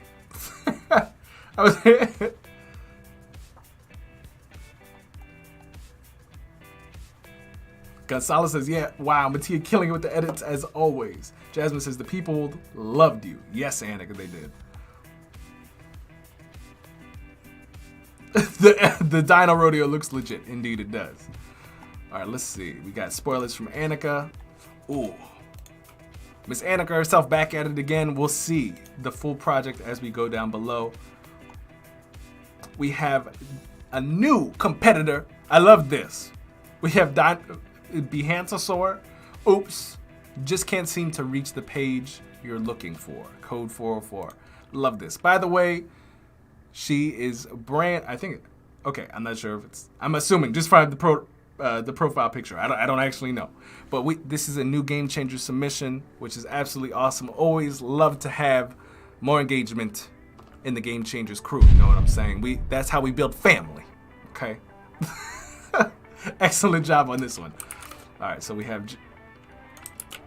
I don't know if it's JLM. Guys, I don't know. Y'all know how I am with names. Like, please, with time, we will get better. Elsa says, so jealous of these photo edits, need to up my Photoshop game. I think we all need to up our photo. I think we've all learned today, including myself, that we need to up ourselves in some regard. Whether that's actually getting my life together with Adobe Dimension, Photoshop, or what have you. All right, we had Koala with a sneak peek. And she came in with this design here. So we have a dinosaur prototype. All right, so we better call like, yo, let me call my Bronchosaurus.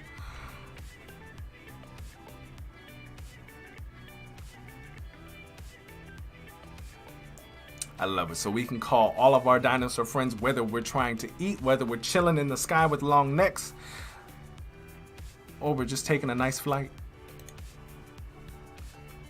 Kirby says, what's the challenge? The challenge was anything dinosaur themed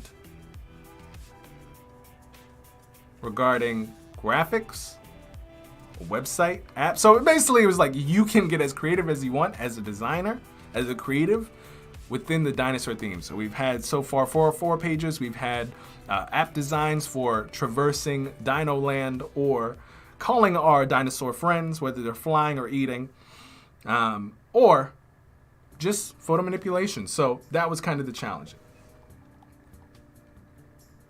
Oh, we got to take Koala.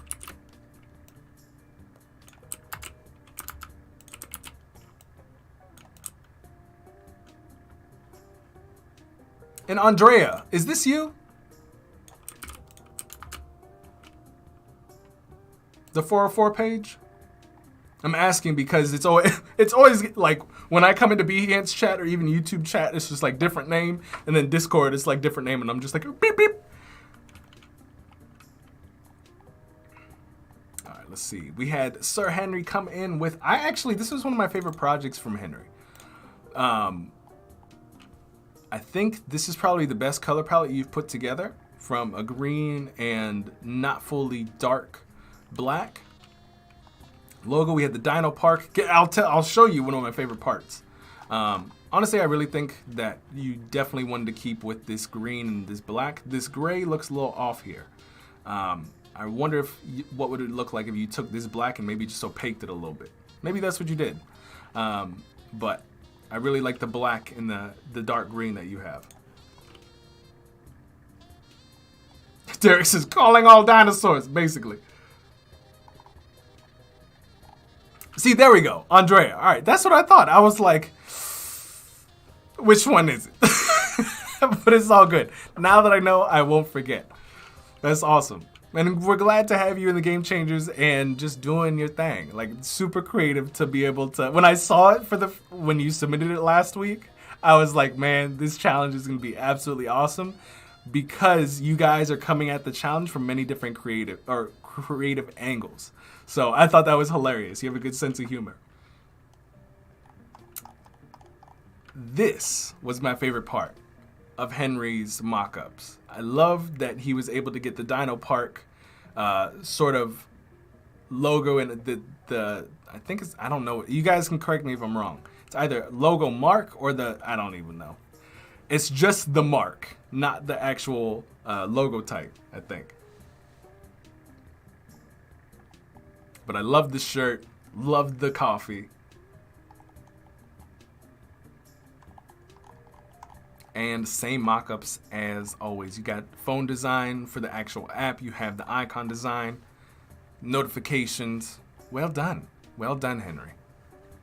This is definitely, you're moving in the right direction.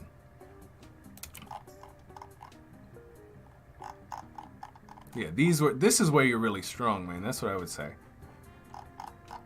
But just like Anika said, I think we all learned from what Anika said about how to break down a Behance project. Obviously, these are weekly challenges, but if you want to get on Anika's level with that and really be able to sell yourself on Behance while you're not even there, people are just like looking at your stuff, like definitely take those sniff test frameworks into account. And we'll see if Anna can actually like send that to us so that we can put it somewhere in the game changers, because I think that's a great way. The reason that these challenges are a thing is because I think they're a great exercise for people who are trying to either get into the, first of all, they're fun. And we get to learn. That's what our community is about. It's about increasing our skill set 1% each day. But getting us in a place where we're building skill in the right direction to allow us to get to build the career that we want. So building the projects within the themes that will help us build our portfolio in the directions that we want to go. So excellent job, Henry.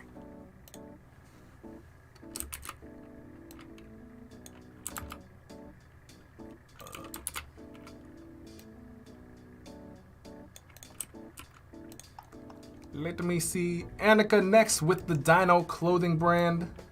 We're gonna watch in action everything that basically Anika showcased to us and taught us during the live stream. All right, so again, we're starting with this beautiful image, Dino. Dino focuses on unisex, ready. And I want you guys to also, I think I mentioned this low key each time, but there's certain projects when we begin, there's always like a intro to the project where I start getting finesse and stuff, where it's like, Dino focuses on unisex, ready-to-wear clothes and accessories. Dino embodies a minimal, luxurious, and high-quality aesthetic. We at Dino make everything responsibly for an environment-conscious tomorrow. Love this. Very simple. Love the pulling in of the red and just the very simple icon of the dinosaur. Love the GIFs, again, showcasing, having some dynamicism to the actual project. Wait, Andrea says we all want merch now at Henry. Wait, hold on. Basically, Andrea.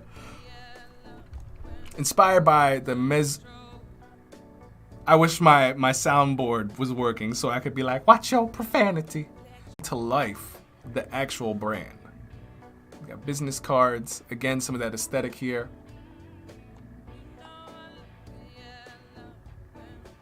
Wait, who's back? Did I?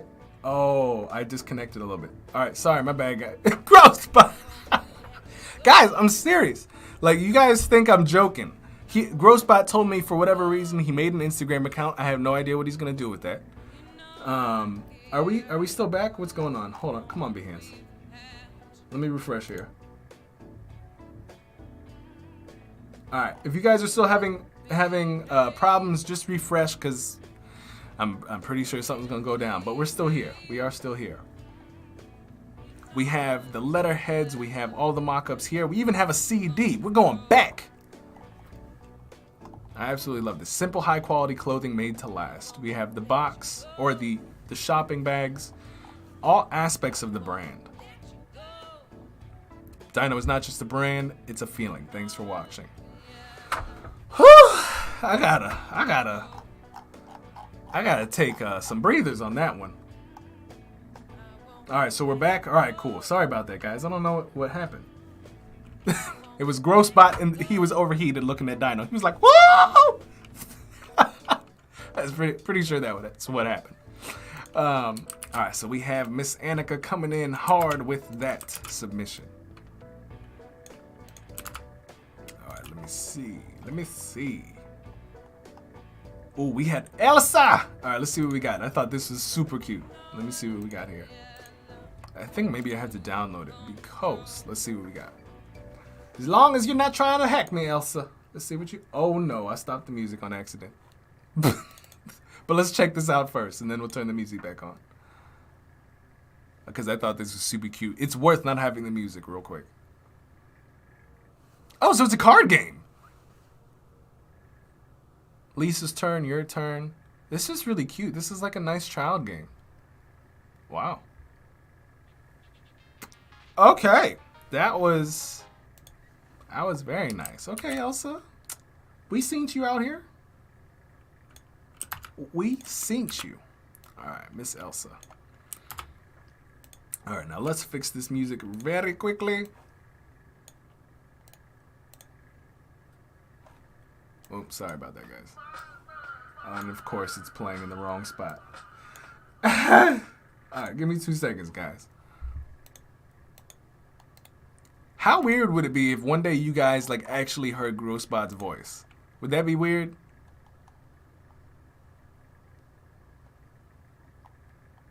All right, let me fix this. Speakers and cable. All right.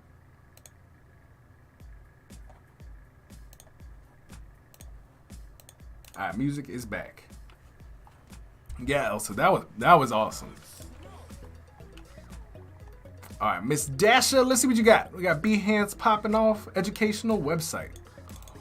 Ooh, Dinopedia. Dinopedia is the concept of an educational website that provides information and interesting facts about dinosaurs. This project is my submission for the weekly Game Changers Community Challenge. We have the homepage wireframe, the gallery page wireframe, the dinosaur description page. The largest dinosaur database in the world. Search for dinosaurs at Dinopedia. You have the... I can't even read, guys. I looked at this and I was like... edamame. That's crazy. Gastonia. That would be me. I got gas. A project, that aside, the project is awesome. I don't know why my brain... I'm so sorry, Dasha. This is awesome. Learn all about it. The iguanodon.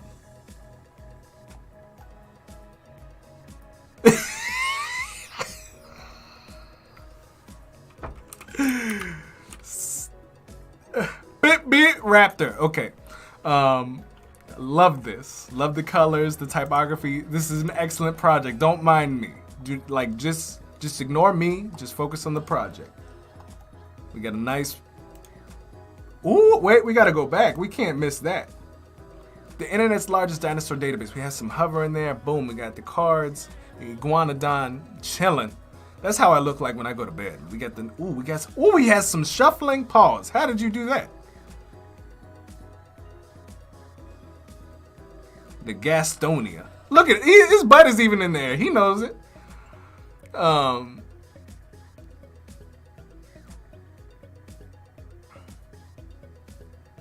This is excellent. You got some scrolling happening there. Wow, Dash. You guys are fighting out here.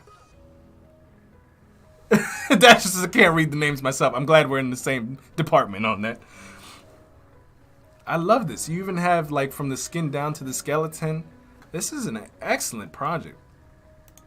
Like you guys are going at it. Okay, Dasha. Okay. I have a feeling we got Elsa, Anika, and Miss Dasha fighting for that spot.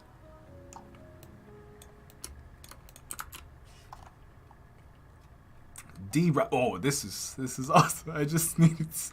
All right, the taste of raw. Real organic food for real dinosaurs. Made with non-GMO ingredients. 8 million. Probiotics guaranteed. Grain-free recipe. The Taste of Raw is a family-owned brand proudly made in the United States with locally sourced ingredients. Very nice. I love first of all, I love chips. So I would love some raw. Real meat goodness for dinosaurs. Pure ingredients designed for a pure diet. I love the mock-up stuff in the products that you guys have been doing. I love it. I think with what we did today with Anika, this was an amazing precursor to what you guys built today for the challenge. And D-Rocket, love that you've been submitting some of the new challenges as well. Love how you guys been getting. Ooh, we have y'all got the heavy hitters coming in. And if Fergie, you already know, if I see you the last submission for the day, you already know what I'm about to say. Sneaky.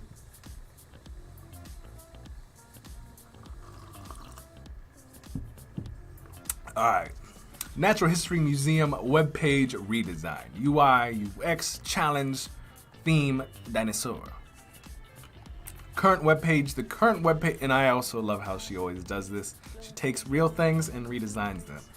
I think this is a good place to also say if you guys are trying to make projects for yourself while you do not have projects and you're trying to skill up, do exactly what Sarah, Anika, and Fergie do. Take existing things, remake them. Or you can do stuff like what Dasha and I've named too many names already, and what Elsa has done. Like just making a re-prototype of something that you think would be a redesign of something. Or like Dasha did, make a concept up and do the entire flow of an application. This is great examples here, guys. Wait, you come at me like that because you know I'm playing Fergie.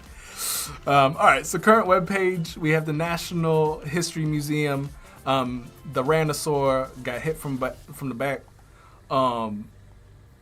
We had okay, so this is the current design. Pretty simple. Now Sarah's gonna spruce it up. Project goal: create a more exciting visual layout using the content from their current page. I feel like you guys got the same you and Jess. I feel like this looks like the same dinosaur. Maybe that. Anyways, you guys both use it very well. You have the T-Rex. I love the naturalistic version of the site where you have the actual. I don't know what to call them. Animals or dinosaurs? I don't know. Underneath, I love this sort of separation where you have the leaves and you have then the starting of the content. T-Rex, one of the most ferocious predators to ever walk the earth. Found in Canada. The type, large theropod. When did they live? 66 to 68 million years ago. The ultimate carnivore. Love the texture that you have back here in the background. Showcasing more of the actual dinosaur in better renders than the actual previous site. Different things about the dinosaur and then related articles. Love the layout of that. Explore dinosaur by name, when they lived, where they were found, type, what they ate. Love it. And a nice footer to go. And what I really liked here is that they, Sarah had an amazing hero about the T-Rex, information in general about the T-Rex, specific facts about the T-Rex, and then ways for people to actually discover new things on the site about other things they might be interested in, and also exploring other dinosaurs via search function. Excellent job, as always. Guys, take notes. Take notes.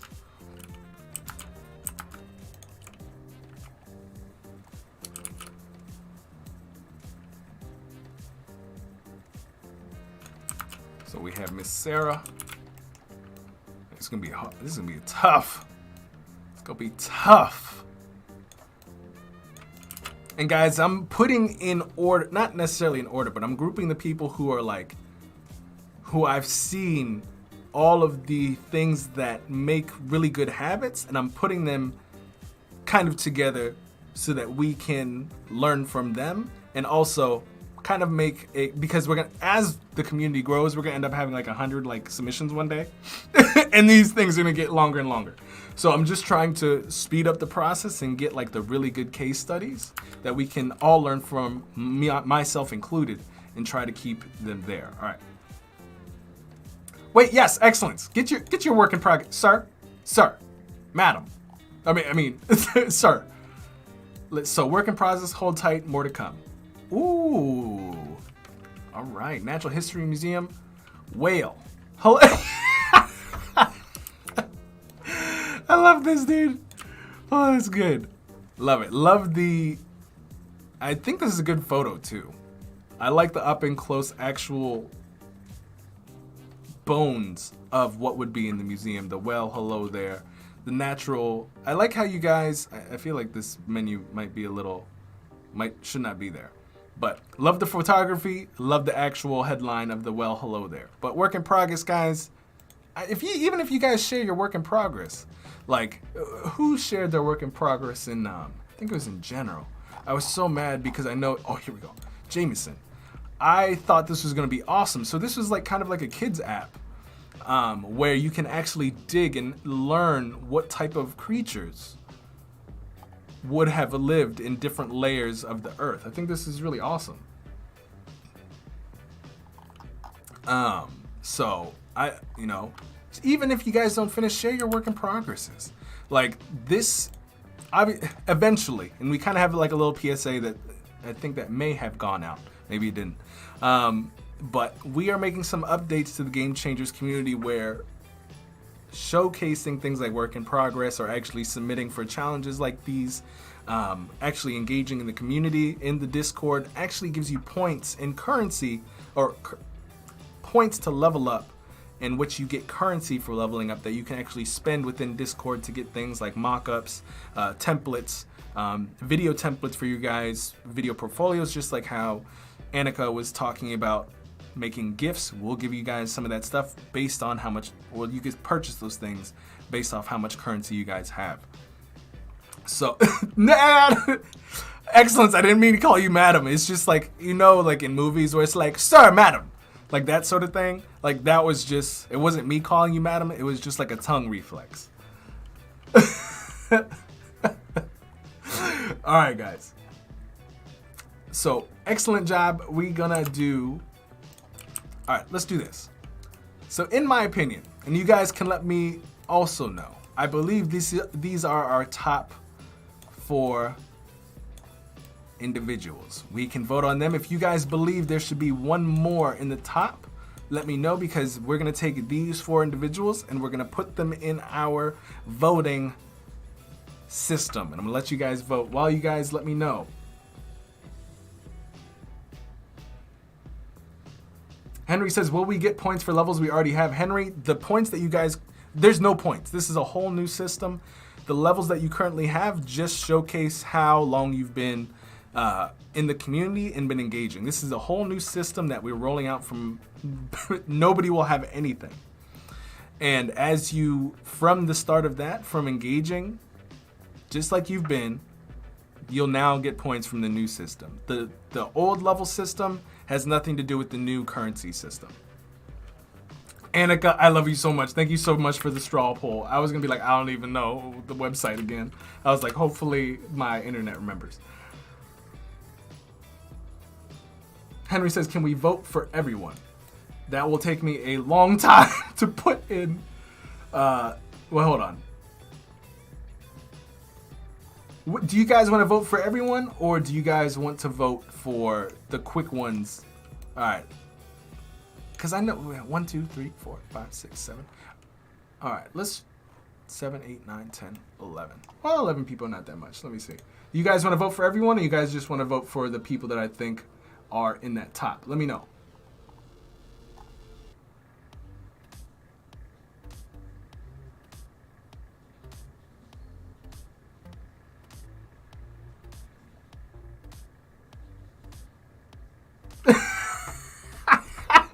Oh my God, Fergie. No. We're not taking away your points. You guys already have. I don't even know how to do the I think we took away the levels. Yeah, I think we did. No. We didn't take away the levels, but you guys have. You guys can still do. I saw that you guys were checking this the other day. Or at least Henry. Henry was looking at his points, or someone was. They were doing like a level check. Yeah, here, you guys can still do this. And I think Henry was looking at not just his rank, but you guys can look at the current, let me see. There's still a leaderboard. And Kyle is at the top with 4K messages. What's it called? You guys won't lose this. This is staying. But this has no relative correlation to the new ecosystem that we're putting into place that allows you to buy things. What's going on, Killen? What's happening? Killen Hardwick. Glad to see you. What is going on? No, why are you sick? I'm so sorry. Please take care of yourself. All right, but let's do this. Let's go to our poll really quick and let's get some of these names in here. All right, so we have Miss Anika. All right, so let's see. Title, Dinosaur Challenge. This is number 14. So the first person we have Anika. Next we have Elsa. Next we have Dasha. And then we have Sarah. All right, let me see. We had Anika coming in with Dino, the clothing brand. Elsa coming in with an amazing card, Dino card game.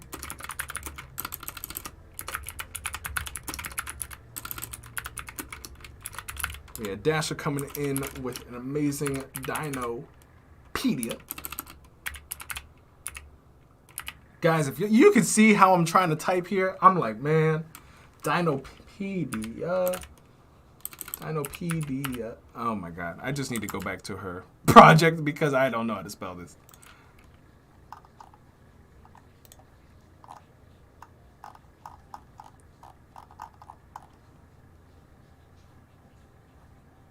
Okay. I wasn't even close. I put Dinoedia. Alright, in Miss Sarah we have the Natural History Museum.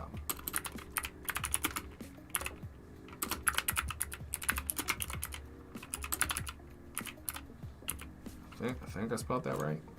Alright, if I spelled this incorrect, y'all just hold it down, okay?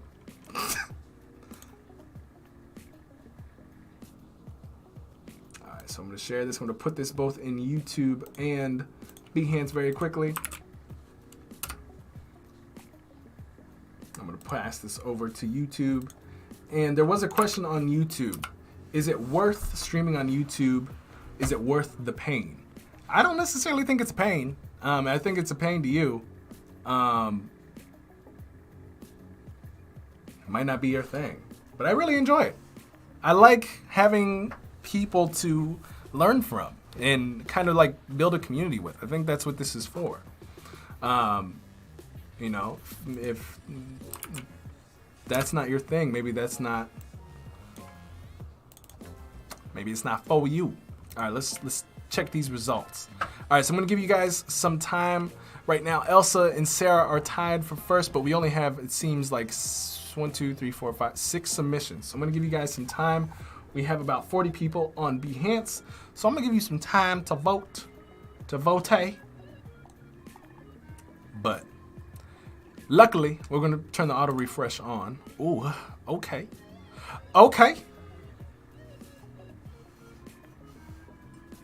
By the way, just FYI, for those of you guys who are in this top 4, if you end up being in the top 3, please share your work in some regard on Instagram with me, whether it's through a story or through a post so that I can actually push that out in a story, which is a lot more effective than me trying to make the video and it takes like an entire week.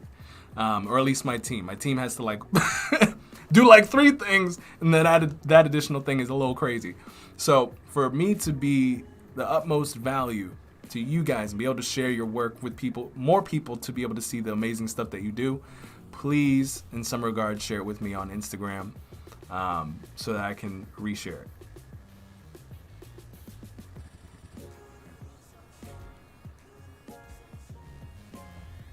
All right, so we got, I can't count, 6, 7, 8, 9, 10, 11, 12, 13, 14, 15, 16. All right, we still got some way to go. We got Miss Elsa and Dasha in the first place. I'm gonna give you guys a little bit more time. Anika says, oh, she's like, the disrespect. I have been on for an hour and a half.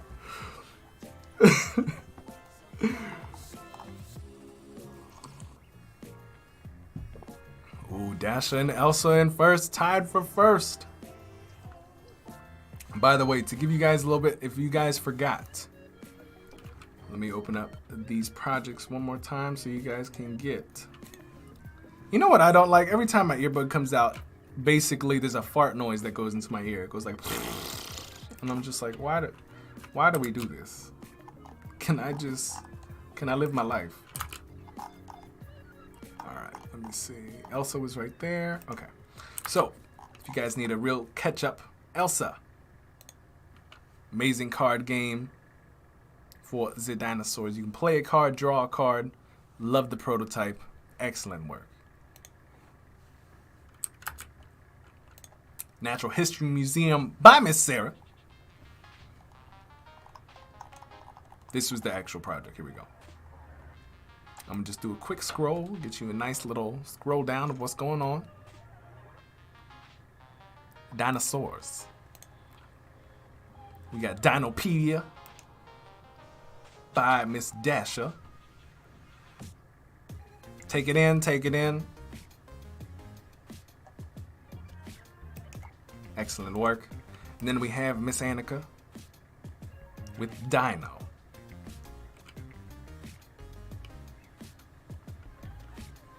You know, sometimes I look over back at my Behance profile where I'm streaming and I see just like disabled, and I'm just like, I am though. Disabled in the mind. I think you guys would agree.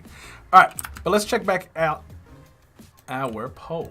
See where we're at. So we got 7 polls for Dasha, Elsa second, and Anika in third. Congratulations. Congratulations. Good job, guys. All right, so I will be promoting Dasha, Elsa, and Anika on Instagram this week. Please make sure to tag me in your content somewhere on Instagram so I can repost it, whether it's a story and or Instagram. Because otherwise, I'm going to rely on, you guys are going to rely on screenshots of me. And I totally can do that. But if you guys have a certain way you want to showcase your stuff, oh, better this way. Either we have to figure out a way to do this, because it's easiest if you guys post me and I can tag you, because the main problem is I can take screenshots of your work. And this happened to Jessica last week. As Jessica asked me, I tagged the wrong Jessica. And she messaged me like, why you do this? Not our Jessica, but another Jessica. She was like, excuse me, I don't know you. And I was just like, but you had the same name. I didn't know. So to avoid any awkwardness going down, it would be awesome if you guys could tag me in whatever you got on Instagram. But excellent job, guys. All right, that is it for today. I'm gonna take a screenshot of this so I do not forget, because this is what I need to do.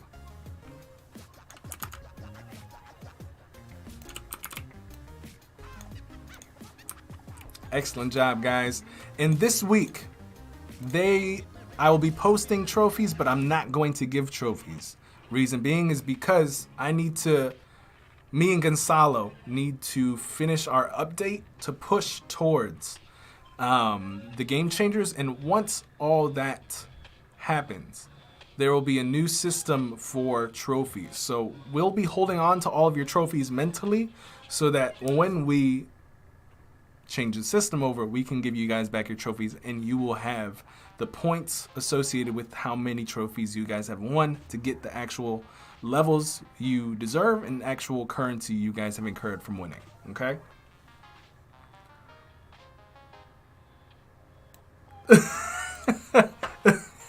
Jessica, it's okay. It was more so me. I was just like, hey, good job on your work. And she was like, why are you talking to me? And I was like, I didn't know. I was scared and I left the chat. Okay. Anika said, like, till when do you tag you on our socials?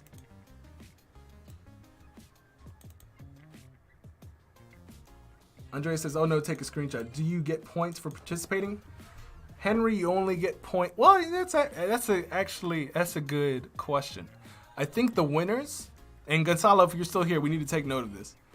The winners will get more points. Obviously, the first place winner will get points. Second place will get lesser points. Third place, lesser points. But there should be, for joining in, everybody should get points. And that's not something that we thought about before. I definitely think we should definitely do that. That's a good. See, this is why we have the suggestions channel. This is why we have a suggestions channel. Anika says, like, till when do we tag you on our socials? I don't know what that means, but if the question is when to tag your work, that would be today, so that I can post it ASAP so I can just reshare either your story or your Instagram post and have you guys as this week's winners. All right, with that said, ladies and gentlemen, it's time. It is time. If you guys haven't already, please like the video. If you haven't already subscribed, please subscribe because we're here every Tuesday and Friday at 9 a.m. EST. We're going to try to have 2 guests each month. So if you're interested on being on the Game Changers live stream, for example, Anika is absolutely amazing. Dasha, Sarah, Elsa, Fergie, if you guys, anybody who does really excellent work and wants to kind of co-produce a show, have a little bit of a segment and teach some things and also increase your audience reach. Happy to hear from you guys. So I was like, where's Grocebot's pager? Because I know he out there getting donuts and stuff. And it's towards the end of the live and he knows he should be back. But it's okay, he's going to get gross donuts. All right. So with that said, guys, if you haven't already, please join the Game Changers gang. All right, there's a lot of cool things that are about to go down, and I'm really excited and happy that the family's growing, and I can't wait to do more cool stuff like this. By the way, PSA, as always, if you're new to the Game Changers, every Friday we have Among Us Friday, or Chill and Chat. We come for a couple hours when we're all A-okay to come and chill and do voice chat. So, because I know right now is a lonely time. And we have an amazing, so far we've had an amazing group of people come in and just like relax on Fridays. And also, we don't have to wait till Fridays. You guys can definitely chill in there on your, with your own. I've seen a couple of you guys do that, but Friday is like our designated day to come, chillax, and play some video games with one another. All right, so with that said, Grocebot, let's do it. Let's pull around the car. It's time to end today's stream. Golden says, awesome stream today. Fergie says, awesome stream. I'm glad you... All right, guys. Well, first off, Killen, Anika, Jessica. Well, Anika, thank you again for joining us today. It was amazing. We definitely have to do more of that. All right, guys. Until next time, I'll see you guys in the Discord. And thank you so much for your winners, Dasha, Elsa, and Anika. I feel like those are like sisters' names. They sound very similar. All right, guys, don't forget to tag me on Instagram. I will repost as soon as I see them. Hopefully I can get all 3 of you guys together. And until then, all right, guys, I'll see you on the next one and in the Discord. Peace. Don't forget to like, hit, subscribe, and all those things. Peace.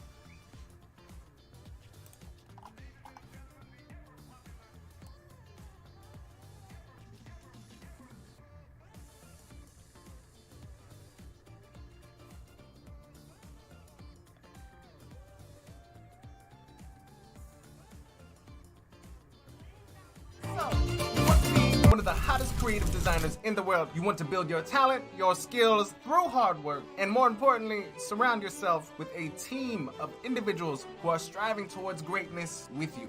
And yet you sit there and you ask yourself internally, Brandon, does a place like this exist? And my answer to you would be, of course, motherfucker, that's exactly what we are doing in our Discord. We are the Game Changers. We are a group of designers, artists, creatives that want to take our skill sets, talents, and dreams to the next level. We come together to give feedback on each other's work, give resources, and laugh, a lot of it, and help push each other to be our best selves. If you're interested in becoming the next best you, and quite possibly yourself while chatting with many friends, join your new design family today.